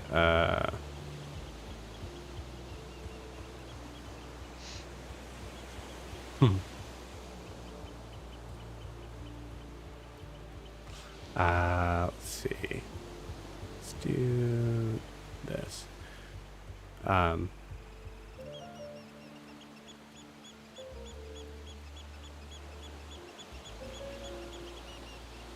Okay, cool.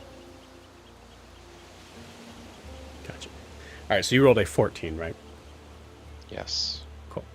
So I think you're in the middle of having a polite conversation with or having just a nice conversation with Lyra, as you see her kind of talking with you and kind of turning her head to talk with you, and then looks just past you.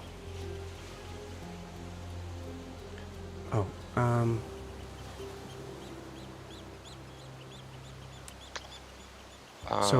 So yeah, okay. I'm gonna turn and look to see what she was looking at.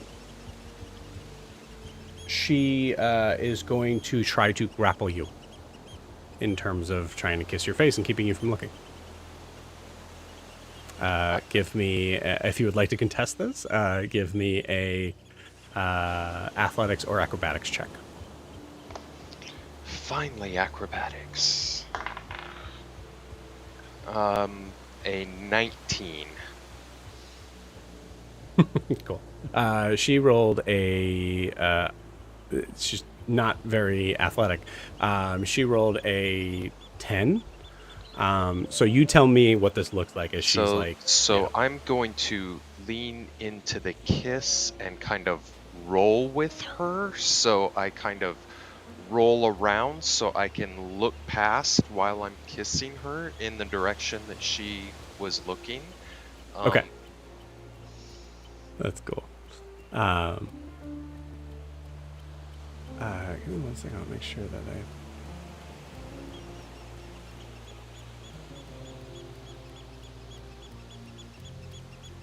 Okay, great.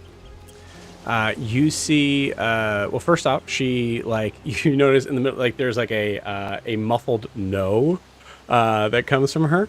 as you do that. But you do that, and you see a figure that, ironically, I think, ironically, wasn't looking in your direction until you did that.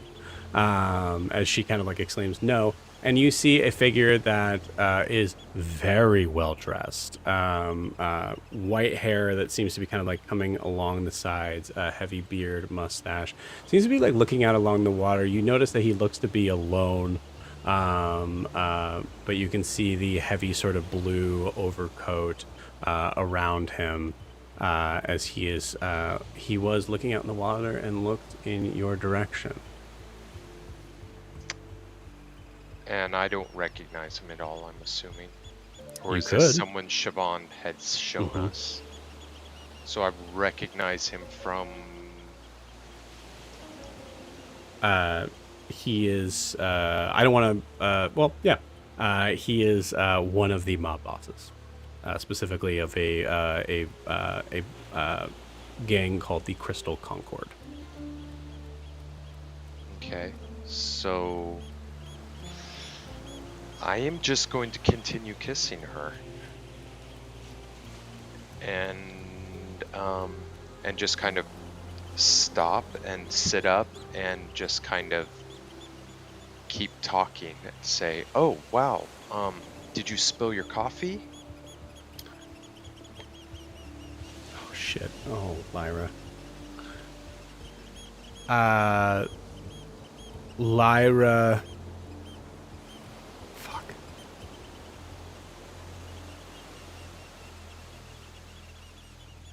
Okay. I'm sorry, Mitch. Lyra looks at you and slaps you across the face as hard as she possibly can. I'm going to say, assuming that you take it, it is 4 points of bludgeoning damage. As she says, "How dare you? I was just trying to share a coffee with you. Get away from me." And she pushes off you if you let her. Yeah, I'll let her. I'm sorry. I didn't mean. I guess I just misunderstood. Please do not come by the shop or talk to me ever again. Sir, I'm sorry you had a hard day. I was trying to cheer you up. Please never talk to me again. And you see her storm off. And you see Avery look in her direction. And looks back at you.